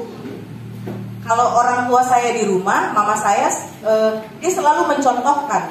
Bahkan adik saya itu bisa meniru dia. Kita kalau sudah lihat dia, nggak lihat dia dan nggak ada suara, kita akan mulai mikir dia ngapain. Ternyata dia lagi nyetrika dong, nyetrika pakaian. Terus setrikanya tuh dia nggak tahu berdirikan. Nah, ini yang kadang-kadang orang tua khawatir kan. Dia ternyata meniru apa yang kami lakukan. Dia setrika pakaian terus dia taruh setrikanya, jebol tempat tidur. Nah ternyata itu dia meniru saya. Saya kan kalau mau sekolah, wah ini ketahuan rahasianya nih. Mama sudah bilang dari hari Sabtu pakaian disetrika kalau sudah kering, katanya gitu. Biar hari Senin sekolah itu tidak kerasa kusut atau sibuk gitu. Ini tidak. Ternyata adik saya meniru. Setiap mau pergi sekolah, saya baru setrika seragam pakaian di atas tempat tidur. Tapi mama saya tidak tahu karena beliau sangat tidak suka dengan cara itu gitu. Karena menurut dia itu namanya hidupnya nggak terencana kayak gitu. Saya setrika, ternyata adik saya meniru. Oh, jadi saya berpikir, oh ternyata anak Down syndrome ini dia banyak orang. Jadi keluarga saya itu sering dijauhi orang dulu. Mereka bilang begini, nanti menular katanya. Karena adik saya Down syndrome katanya nanti menular kayak gitu. Tapi mungkin karena orang tua kami menunjukkan kasih sayang, kami sebagai kakak-kakaknya pun kami tidak pernah merasa kami malu gitu punya adik Down syndrome kayak gitu. Dan orang tua saya juga tipe orang tua yang dengan bangga membawa anaknya ke hadapan umum bahwa dia punya anak Down syndrome. Bapak saya dengan bangga memeluk anaknya, membawanya kemanapun yang dia inginkan seperti itu. Itu kebanggaan saya dari orang tua saya. Dia menerima anaknya sebagai paket lengkap, sekalipun dengan dia punya kekurangan yang orang lihat. Orang sering bilang nanti menular. Jadi kalau ada anak lain yang dekat dengan adik saya, mereka selalu bilang ini, dan saya memperhatikan. Jangan dekat-dekat, nanti menular, nanti kayak dia, kayak gitu. Nah, konsisten. Ini saya contoh melihat dari ibu saya, dia konsisten. Anak, proses penerimaan, proses belajar dan adaptasinya beda-beda. Ada yang cepat, ada yang lambat, ada yang kadang-kadang dia harus dilihat baru dia melakukan. Atau kadang-kadang ada yang dia gak dilihat baru dia lakukan. Konsisten. Jangan umpamanya hari ini dia harus pipis atau buang air di kamar mandi, Terus besok karena mamanya capek, udah biar cepat angkat, udah langsung, atau udah biar cepat pipis itu saja, atau biar udah pakai pampers. Dilatih, mungkin konsistensi ini akan melelahkan dan akan merepotkan. Tapi satu hal, saya percaya ketika keluarga menjadi support system, maka dia pasti akan bisa. Apalagi bapak dengan senang hati ya dengan ibu bahwa akhirnya punya anak perempuan gitu. Nah, apa yang salah dengan dia? Cuma kadang-kadang takutnya dimanjakan ya, karena kan udah anak bungsu, sangat diinginkan, terus dimanjakan. Nah, ini juga harus jadi satu hal yang hati-hati gitu. Karena kadang-kadang beda tipis, sayang sama manja. Kalau sayang berarti juga harus dibarengi dengan disiplin. Nah, memang pasti senjatanya nangis. Murid saya ini pun senjatanya dulu di sekolah itu selalu nangis ketika jadi dia punya kutu gitu. Dia punya kutu, terus dia nggak mau dikeramas. Terus saya bilang, Miss yang keramas ya, ini murid saya Down syndrome. Nggak mau, gitu-gitu. Karena dia nggak mau kepalanya dipegang. Terus bilang, oh Miss juga punya kutu, Miss juga mau keramas gitu. Akhirnya kami berdua keramas sama-sama gitu kan di kamar mandi. Terus habis itu kami sisir-sisir sama-sama, terus sambil cerita kayak gitu. Nah, terus anak ini mulai melihat gitu bahwa terus saya bicara, Michelle, rambutnya harus dikeramas setiap 2 hari sekali, harus disisir kayak gitu. Nah, dari proses dia mendengar dan kita melakukan konsisten, saya bilang sama babysitternya, Mbak, tolong ya, kalau jadwal dia keramas terus diajak ngomong. Atau ibunya tolong nemenin dia keramas. Nah, tapi kadang-kadang ke sekolah nggak mandi karena ibunya udah berangkat ke luar negeri, babysitternya juga nggak bisa menangani. Nanti di sekolah, Miss tolong Miss, kayak gitu. Oh ya, sini mandi dengan Miss, keramas dengan Miss. Gitu. Nah, tapi konsisten karena anak murid saya akhirnya bisa. Memang dia baru bisa masuk. Di sana ada namanya SD tumbuh, itu usianya 7 tahun ya, jadi dia di TK yang lama TK-nya. Wah, jangan tanya deh, itu Michelle dari umur 3 tahun dulu saya ingat, dia sudah masuk sekolah, dia Down syndrome dan semua guru menyerah, dan saya bilang kasih ke saya aja, saya ajarin guru kelasnya untuk ngajarin dia, karena dia tidak akan bisa sama dengan anak lain, tapi setidaknya dia bahagia belajar karena dia sangat suka sekali bermain dengan warna, dengan kertas, dengan semua hal. Dia suka menyanyi meskipun suaranya lari kiri lari kanan, tapi bagi kami suaranya indah sekali gitu dia. Dan dia selalu mengungkapkan bahwa dia menyayangi semua orang.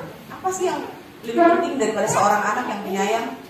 Apa coba? Orang tua tenang kan kalau anaknya adalah seorang penyayang. Orang tua pasti lebih tenang kan kalau anaknya bisa menyayangi orang lain dalam keadaannya dia yang orang sebut kekurangan. Apa coba yang bisa menghasilkan instan seorang anak penyayang? Gak bisa. Saya percaya bahwa konsistensi, kasih sayang dan disiplin itu akan jadi alat yang paling kuat untuk membantu anak bapak. Namanya siapa Pak? Anak perempuannya namanya siapa? Hepta Rika. Saya kasih nama kimia. Hepta. Oh Hepta, iya benar. Wah, salam kenal ya Pak dari mantan muridnya Bapak dulu. Hepta. Kalau bisa ketemu suatu hari, mungkin kami bisa ngobrol-ngobrol, bermain seperti itu. Ya, itu ada lagi pertanyaan apa? Ada yang masih mau bertanya? Oh ya, Bapak dan Ibu, silakan. Ya. Oh mungkin Bapak dulu karena di depan ya, silakan Bapak. Izin. Oh Ibu ke depan. Ibu boleh.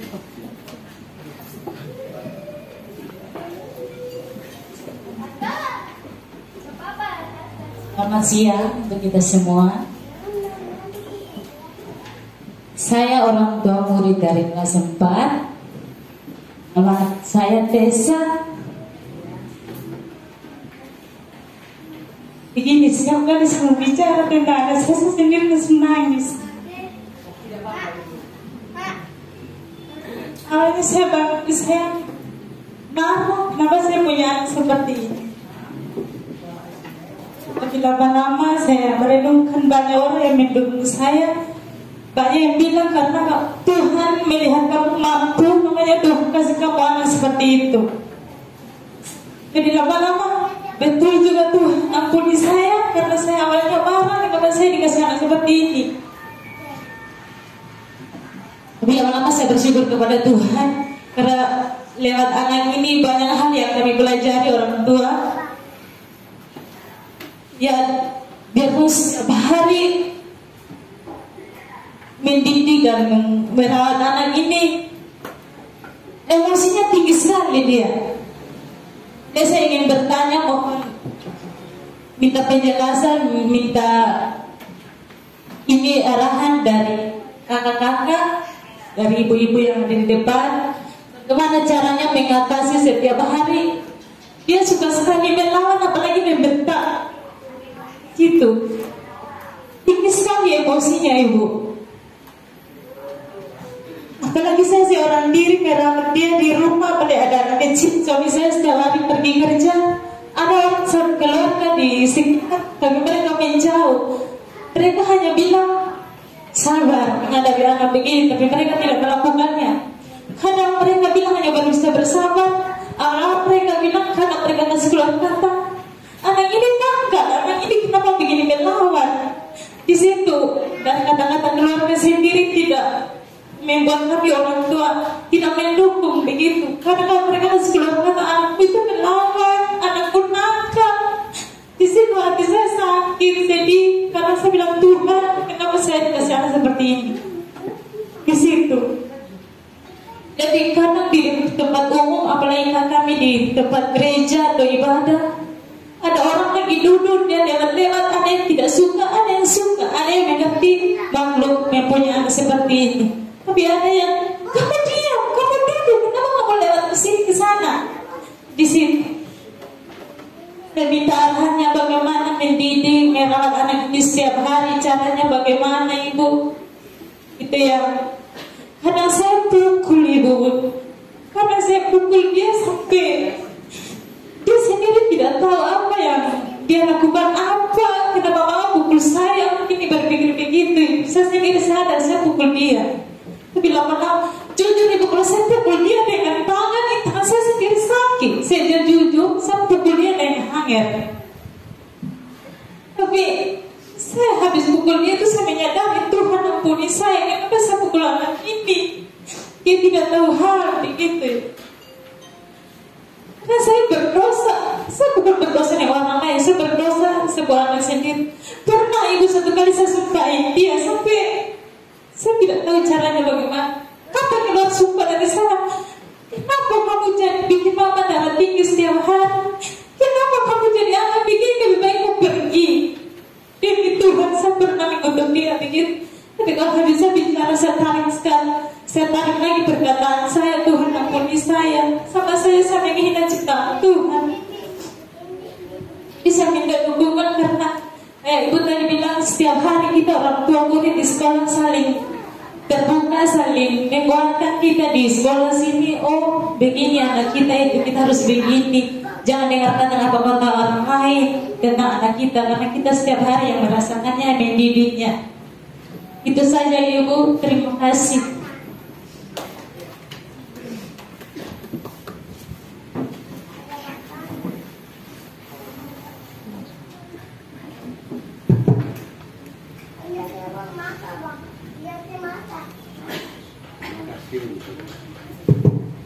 Terima kasih untuk waktu yang diberikan kepada saya. Assalamualaikum warahmatullahi wabarakatuh. Sejahtera dan selamat siang untuk kita semua. Yang pertama, pribadi kami keluarga memberikan apresiasi kepada Kiai Sorong melalui lembaga pendidikan dan pengabdian masyarakat hari ini bisa menyelenggarakan workshop ini. Yang kedua, pengalaman dari yang kami yang hadir dalam program ini pasti kalau masing-masing memberikan waktu untuk menyampaikan hampir 70-80% bersama.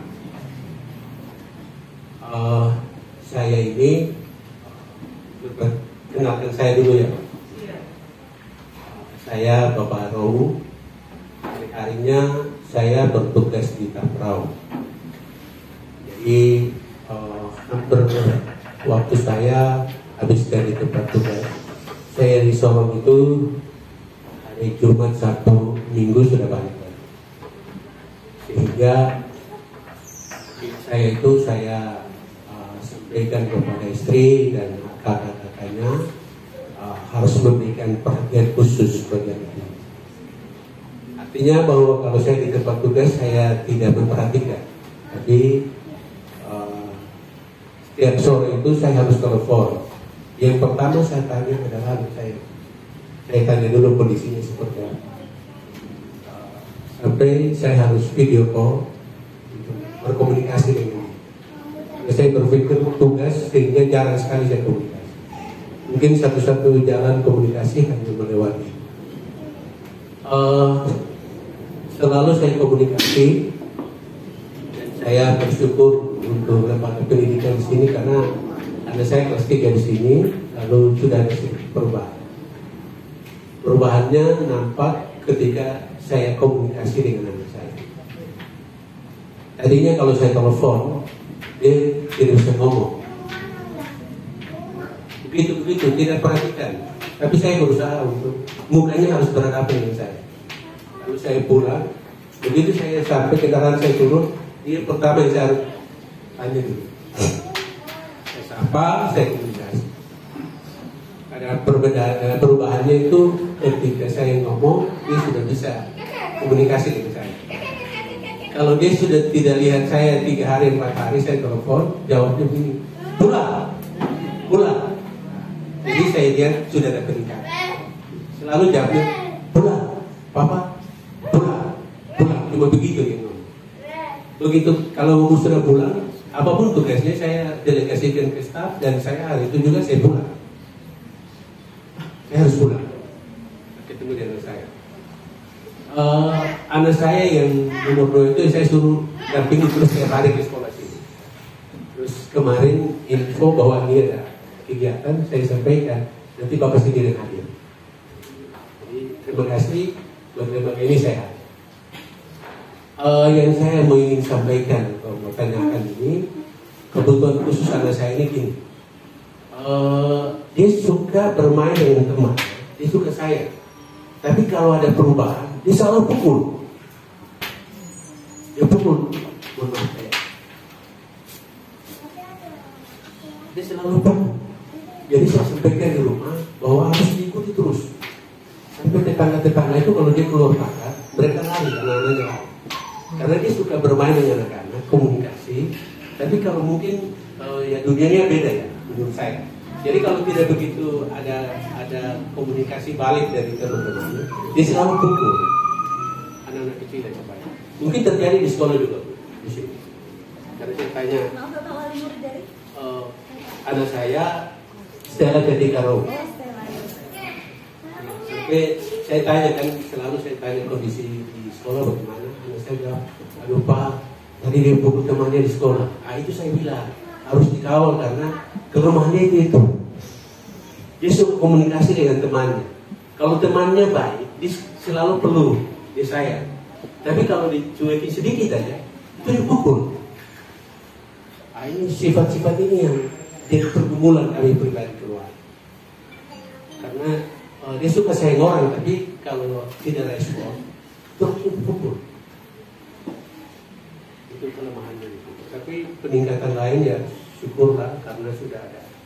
Walaupun tulisnya belum, tapi terima kasih karena kemarin juara ya melukis anak saya. Terima kasih sudah di juara itu, bawa pulang hadiahnya di telepon. Bapak saya dapat tadi tunjukkan di foto. Malamnya saya pulang memberikan respon terhadap dia karena dapat rankingnya. Cuma kelemahannya itu Bu. Kelemahannya kalau dia teman-teman, kalau tidak respon itu langsung pukul. Jadi kalau ada kegiatan-kegiatan, ada acara, saya selalu bawa. Saya bilang sama istri anak-anak, tidak boleh tinggalkan dia. Dia harus di bagian kita jalan di bawah. Tapi kalau setiap acara, ada orang khusus yang memang saya sudah di rumah, itu dia menjaga. Jangan itu jangan sampai pukul anaknya orang. Di tempat ibadah, saya selalu suruh jaga karena kalau dia komunikasi dengan orang tidak respon, tangannya jalan duluan itu dia respon. Nah ini agak sulit buat saya, tapi saya terus untuk menjaga, mendampingi terus. Barangkali demikian. Terima kasih. Selamat siang.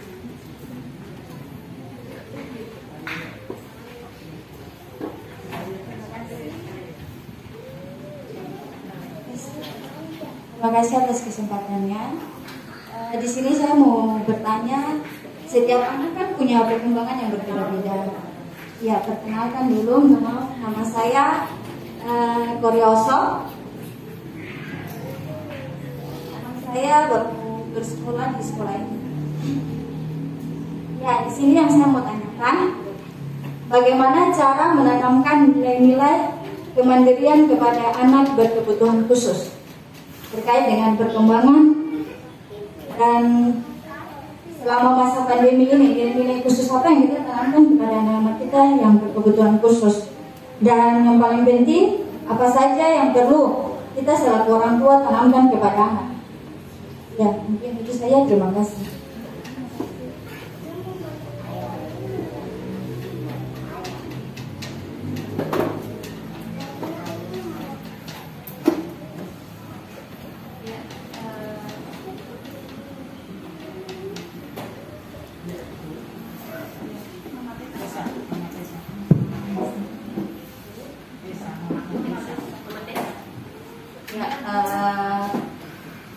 Khusus mungkin buat Mama Tessa dan semua ibu-ibu yang lainnya, coba direnungi kapan terakhir ibu memeluk anak-anak ibu.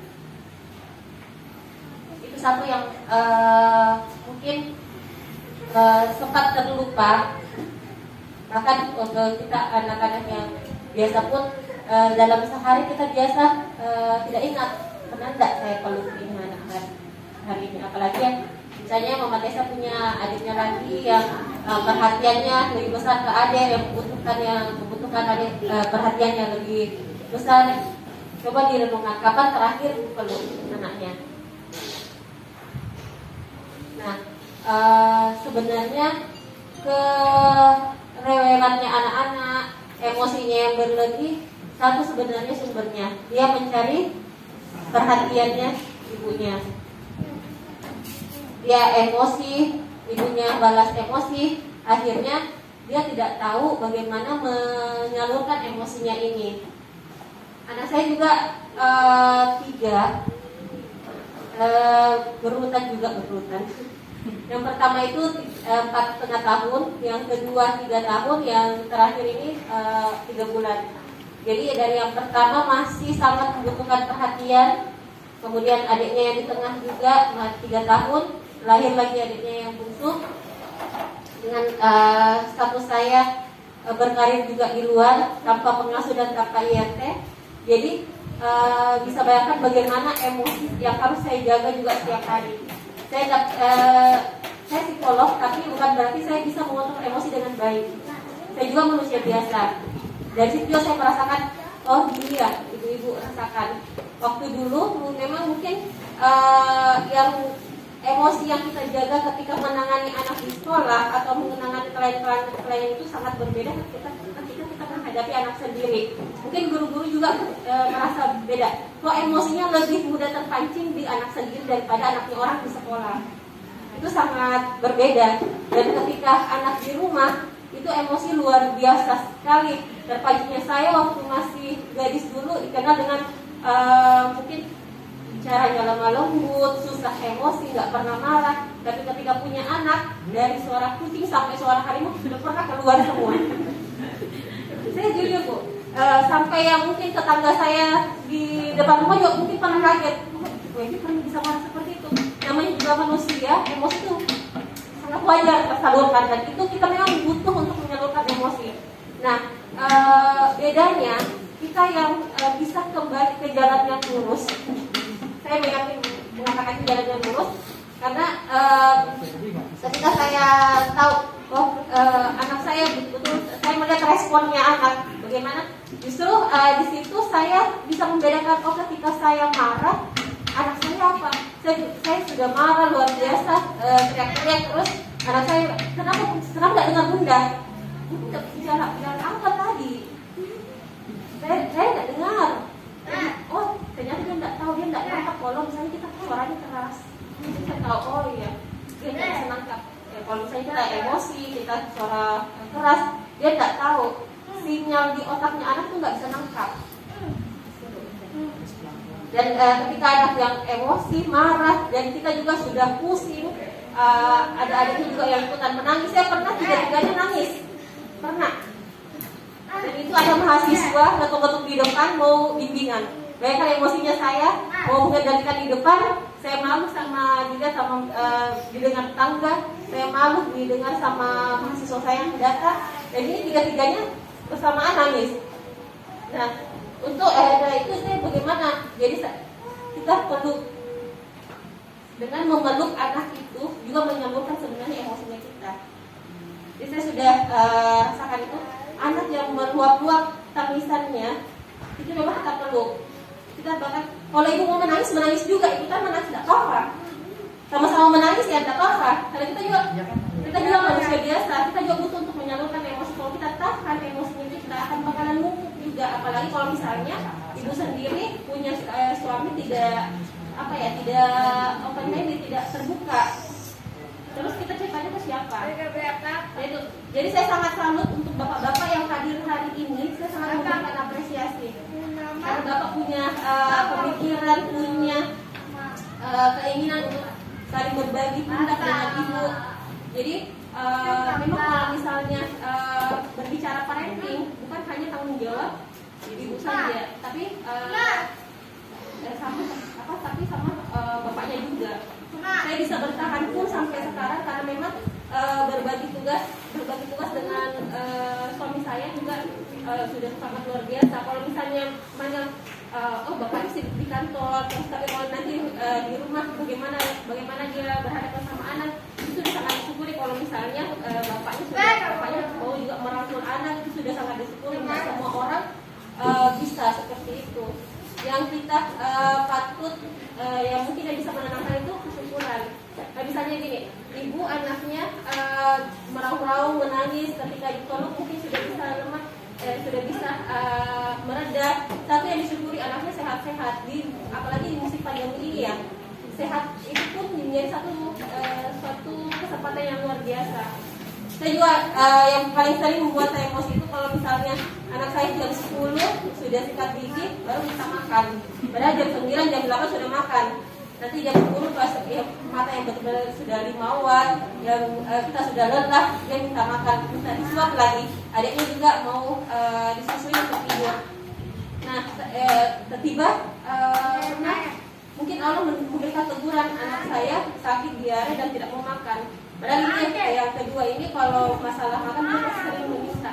Di situ saya merasa tertambah sekali. Mungkin Allah sedang menegur juga. Jadi kalau misalnya anaknya sehat-sehat, itu bisa coba dalam sehari sebelum tidur silakan dilihat anaknya, dipeluk, minta maaf kalau misalnya kemarin misalnya tadi ibu sempat marah, sempat pukul. Jadi saya tidak bisa memaklumi kalau saya bukan bilang silakan kalau saya mau marah, mau pukul, saya memaklumi tidak juga. Cuman kita sebagai manusia biasa mau mengatakan wajar juga itu adalah kehilapan seorang ibu. Tapi sebisa mungkin kalau misalnya sudah kelepasan, ingat bahwa ada hati yang terluka. Lukanya ini sebenarnya secara luka hati ketika kita membentak anak, otaknya akan mengecil. Nah, itu akan susah untuk menerima menerima informasi yang diberikan. Makanya ketika kita marah, kenapa anak susah untuk mendengarkan? Karena itu memang respon otaknya yang mengecil. Jadi anak yang sering mendapat bentakan di waktu kecil diprediksikan akan mengalami kesulitan atau hambatan intelektual di masa akan datang. Saya pun sering menyadari seperti itu. Jadi kalau misalnya saya sudah melukai anak saya, sebelum tidur saya peluk, saya minta maaf. Baru dia setiap saya minta maaf ke anak pertama saya, kalau saya adiknya sudah tidur, saya minta maaf, saya peluk, dia menangis kembali. Bunda, kenapa tadi marah-marah? menangis, nggak apa-apa. Kita menangis, peluk anak itu merilis emosi kita. Nah besoknya kita pun juga bisa kembali lebih fresh lagi, karena sudah emosi yang menumpuk kemarin sudah tersalurkan. Karena bukan hanya anak yang emosinya numpuk-numpuk, kemudian saat meledak, kita pun sebagai ibu bukan hanya masalah anak, masalah rumah tangga, masalah kerjaan, masalah tetangga, mulut-mulut tetangga, mulut-mulut keluarga, itu semua kan tertumpuk semua terpendam. Jadi kita juga butuh untuk disalurkan. Jadi begitu ya komentar saya. Jadi dipeluk, kalau misalnya pas tadi, apalagi tadi sampai menangis merasa bersalah, peluk anaknya. Kalau saya sampai dipeluk, saya pernah menangis, anak saya juga menangis, saya ikutan menangis. Apalagi pas waktu baru melahirkan kemarin kan, suami kesini kembali, saya cuti. Jadi akhirnya saya cuti sana sendiri merawat 3 anak. Walaupun ada orang tua, tapi kan beda kalau misalnya kita sendiri anak dengan ada dibantu suami. Dan ketika mereka saya sudah begadang, kakak-kakaknya sudah tidur sama adik, akhirnya saya juga ikutan menangis. Jadi nggak apa-apa, kita juga butuh menangis, kita nggak mesti menunjukkan bahwa kita kuat. Yang dibutuhkan anak-anak bukan ibunya yang kuat, bukan ibunya yang hebat, tapi ibunya yang bahagia. Oke, begitu ya ibu-ibu ya. Ini teruntuk juga untuk ibu-ibu yang ini. Jadi mungkin untuk pertanyaannya Bapak bisa dilanjutkan oleh Bu Rona. Oke, untuk Bapak tadi untuk anaknya perempuan ya Pak. Dia suka kumpul teman, sebenarnya gampang Pak nalarnya. Karena teman-temannya tidak mengerti yang dia mau, maka dia pukul. Bahasa dia, cara dia berkomunikasi itu dengan pukul. Kan kalau dia pukul, orang langsung lihat. Ya dia pukul gitu. Sebenarnya kita mau marah juga kayaknya itu agak tidak masuk akal. Tapi kalau sesama anak-anak, mungkin itu akan jadi dia nakal nih. Jadi kalian berteman dengan dia lagi, dia suka pukul gitu. Nah, yang perlu dikasih pemahaman itu anak-anak yang dipukul tadi. Karena pada akhirnya nama anak Bapak siapa? Stella ini yang butuh dimengerti. Dia tidak akan mampu untuk mengerti bahwa ketika dia pukul teman-temannya tersinggung atau kesakitan. Jadi setelah dia pukul nanti hati-hati Bapak Ibu. Setelah dia pukul, Bapak Ibu bisa bicara dengan anak-anak yang dipukul, minta maaf ya. Stella itu dia tidak mengerti. Nah kalau Stella panggil, coba kalian tanya, ada apa?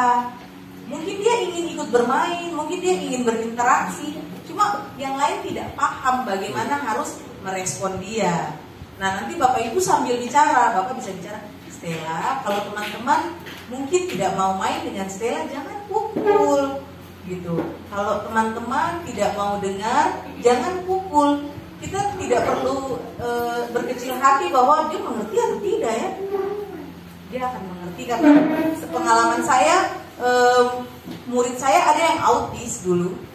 Jadi kalau dia itu disentuh orang atau dia diambil sesuatu yang jadi miliknya, dia tiba-tiba akan tantrum, dia akan menangis dan seperti ini ya, kayak tiba-tiba kayak dikasih apa gitu, dia berteriak begitu. Dan ada satu kelakuannya yang orang lain tidak paham kenapa dia lakukan itu. Secara konsisten dia akan selalu memukul jendela sekolah, jendela kelas. Nah, tapi awalnya dulu saya pikir itu emosi saja gitu. Lama-kelamaan ketika saya selalu duduk dan menunggu sampai dia selesai menangis dan marah, ternyata itu berirama. Lama-kelamaan ketika semakin peka, ya mungkin saya punya autis sedikit kali ya Bu, jadi bisa ngerti gitu. Itu ternyata berirama. Lalu saya bilang sama orang tuanya, apakah ibu bersedia kalau mamanya anaknya diberikan privat untuk drum? Nah ternyata itu malah berkurang emosinya, marahnya, destruktifnya itu berkurang. Dia jadi tidak lagi cepat kayak umpamanya langsung ngamuk begitu.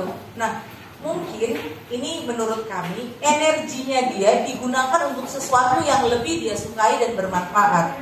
Akhirnya di sekolah ketika tidak ada orang yang paham dia, itu biasanya anak yang autis dia ngamuk kayak gitu, atau terganggu privasinya. Anak autis kan punya dunia sendiri ya, tidak akan ada orang yang dia izinkan boleh masuk kalau tanpa dia izinkan. Itu anak autis gitu. Nah, ketika dia menemukan bahwa dia itu ternyata bisa main drum orang tuanya, waktunya menjadi lebih banyak dengan guru drumnya. Nah, mungkinkah Stella harus ditemukan sebenarnya apa yang menjadi keistimewaannya dia. Jadi ketika energi dia ingin bermain dengan anak lain itu tidak tersalurkan, nah dia bisa melakukan sesuatu yang lebih dia sukai dan mungkin memberikan manfaat untuk dia pribadi. Dan pastinya nanti itu manfaat itu kena ke orang tua juga. Kenapa orang tua akan lebih tenang? Biasanya ketika sudah melihat, Bapak bilang dia suka melukis ya. Kemarin dia mewarnai gambar. Nah, itu kan, ya itu kan sebenarnya membantu menyalurkan emosi. Bener ya, Mbak Evi ya. Jadi mewarnai gambar, ada yang suka melukis, ada yang suka main Lego. Ada dulu murid saya itu, kami nggak tahu ya, dia nggak pernah bicara, tapi ketika dia bikin Lego itu bisa jadi istana, itu bisa jadi pesawat. Kita bilang, kok bisa ya? Padahal nulis saja disuruh nggak bisa gitu loh, tapi kok Lego bisa gitu. Nah, temukan bahwa mereka punya keistimewaan. Coba saja semua Bapak. Kalau adik saya yang Down syndrome dulu suka sekali bongkar HP. Jadi dia akan membongkar semua HP di sekolah ini. Pasti itu yang menemukan dulu gurunya, saya nggak tahu gurunya yang mana, karena dulu saya sekolah, jadi saya nggak pernah antar adik saya ke sini waktu masih sekolah. Mama saya yang selalu menemani ke sini. Jadi gurunya yang menemukan bahwa dia suka bongkar alat elektronik. Jadi dia selalu bongkar tapi nggak bisa pasang. Nah, tapi bagi orang tua saya itu menarik. Jadi apapun yang dia mau bongkar, tapi dia harus minta. Dilatih di rumah adalah orang tua melatih dia harus minta. Jadi sebelum dia mengambil sesuatu, membongkar sesuatu dia minta. Nah, lama-kelamaan diajari kalau bongkar harus pasang. Dia berhasil memasang kembali HP yang dia bongkar. Dan itu bisa digunakan. Ya, yang tape, kipas memang nggak bisa. Cuma ini karena HP itu sesuatu yang menarik. Coba kita bayangkan, nah akhirnya setiap hari dia buat kayak gitu. HP-nya siapa aja dia bilang, dia pinjam. Dia bilang kayak gitu. Jadi dia pinjam, dia bongkar, tapi kita temani. Kita itu nanti bongkar. Tapi kalau orangnya kita pikir nggak bisa kerjasama, nggak mengerti anak, ya sebaiknya kita jangan mengizinkan sama dekat. Karena nanti ketika anak dibentak dan dia tersinggung juga kan itu luka ya. Kayak gitu, belum tentu orang lain mengerti keadaan anak kita. Kayak gitu. Itu sih Pak, kalau bisa nanti ngobrol sama anak-anak kecil lainnya bahwa Stella itu tidak marah, tidak benci.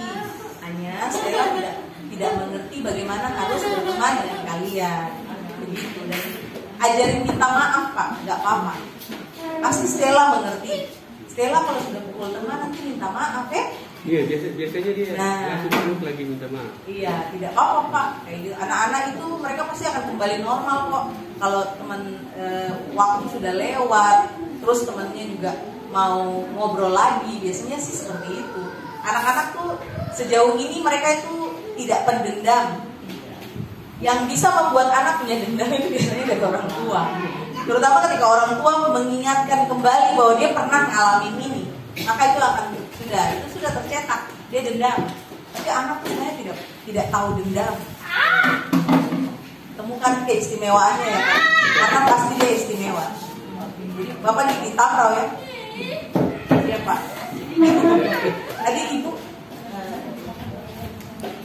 tentang bagaimana, pertanyaan kan tentang bagaimana membangun kemandirian anak, terus juga di masa pandemi ya.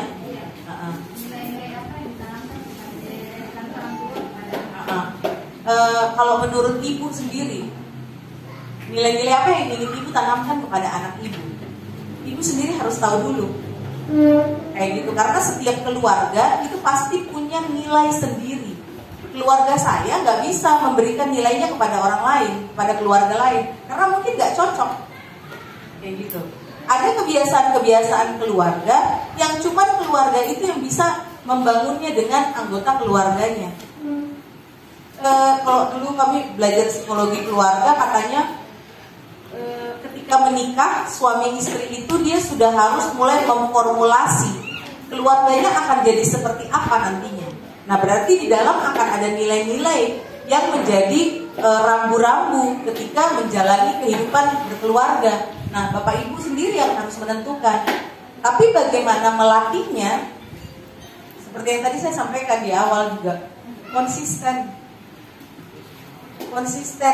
nggak putus-putus, nggak tiba-tiba kalau ibunya malas terus berubah, atau kalau ibunya capek terus dia bilang nggak usah, udah nggak apa-apa, biarin aja, biarin gitu. Konsisten. Terus kalau masa pandemi ngapain gitu? Carilah kegiatan kreatif. Anak-anak dengan berkebutuhan khusus, mereka biasanya energinya lebih ya.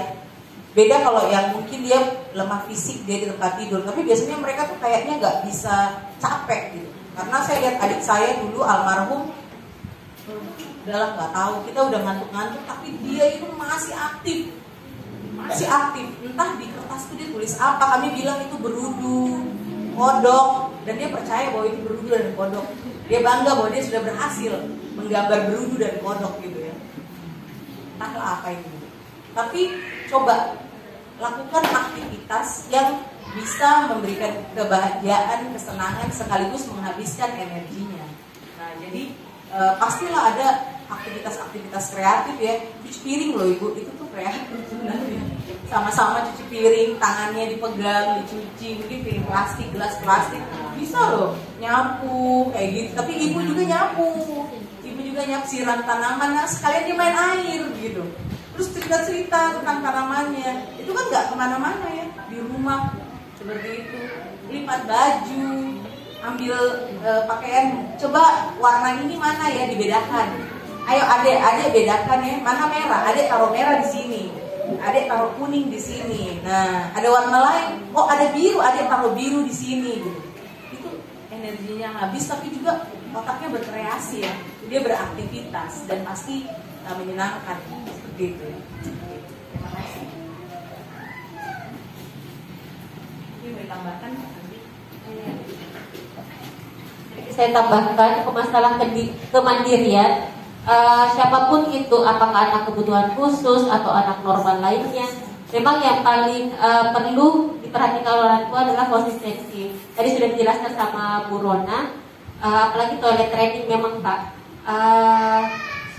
Pengalaman juga anak-anak saya toilet training memang butuh, bukan anaknya yang harus siap. Kita yang orang tua dulu harus siap enggak mendampingi anak untuk mencapai kemandiriannya ini. Siap enggak kita kalau anaknya sudah lepas popok. Dan sampai tadi sudah di contohnya Kak Rona, Bu Rona, ini hari mungkin sudah bisa, tapi besok-besok ada keperluan mendadak, nggak apa-apa, pakaikan saja dulu. Nanti besok lagi baru dilepas. Itu kan anak bingung. Dia akan bingung. Dari teori psikologi pun, teorinya Ivan Pavlov itu dia harus konsistensi dan berulang-ulang. Jadi anak tahu, oh kalau misal harus membiasakan diri. Jadi dia diberi misalnya dia harus lepas popoknya. Kalau misalnya mau buang air di mana? Setiap dia ada rasa keinginan untuk buang air, oh berarti harus ke WC. Jadi tiap mau buang air harus ke WC. Jadi awalnya saja kalau kita lihat di popoknya, oh dia sudah ada pipisnya, bukannya bersihkannya di WC. Jadi nanti jelaskan lagi, oh kalau mau bersihkan ada rasa di perut, ada rasa sakit di perut, langsung ke WC. Itu dibiasakan terus, berulang-ulang terus. Jadi pasti anak juga jangan kira karena anaknya berkebutuhan khusus dia bakal tidak ngerti. Dia pasti ngerti kok Pak, pasti ngerti. Begitu. Jangan kira karena anak berkebutuhan khusus terlalu banyak pemakluman yang diberikan. Padahal pemakluman inilah yang menghambat kemandiriannya anak. Justru kelebihannya dari anak normal lainnya, anak berkebutuhan khusus cukup mudah diberitahu dengan memberikan perhatian. mungkin guru-guru di sini juga sangat bisa merasakan bahwa yang paling dibutuhkan tadi anak-anak adalah perhatian. Kenapa anak-anak butuh sangat lengket dengan ibunya, dengan terapisnya, karena dengan gurunya, karena guru dan terapis memberikan perhatian full ketika berhadapan dengan anak. Makanya anak sangat merasa diperhatikan. Nah, itu yang dibutuhkan juga oleh orang-orang di rumah. Seperti itu. Itu ya Bapak Ibu, sebelum kita istirahat masih ada pertanyaan. Kita akan besok bertemu dengan materi untuk menemukan potensi yang ada pada anak dan bagaimana mengembangkannya. Jadi hari ini kita sudah bisa mengenali anak kita, kelemahan-kelebihannya. Nah, besok kita menemukan potensinya dan bagaimana sih mengembangkan potensi yang dimiliki oleh anak. Ya? Jadi besok jam 8 ya Bapak Ibu. Kita tunggu. Saya akhiri, kalau misalnya nanti istirahat kita bagikan makan siangnya. Ada yang mau tanyakan silahkan. Kita sharing lepas saja. Saya akhiri. Assalamualaikum warahmatullahi wabarakatuh dan selamat siang.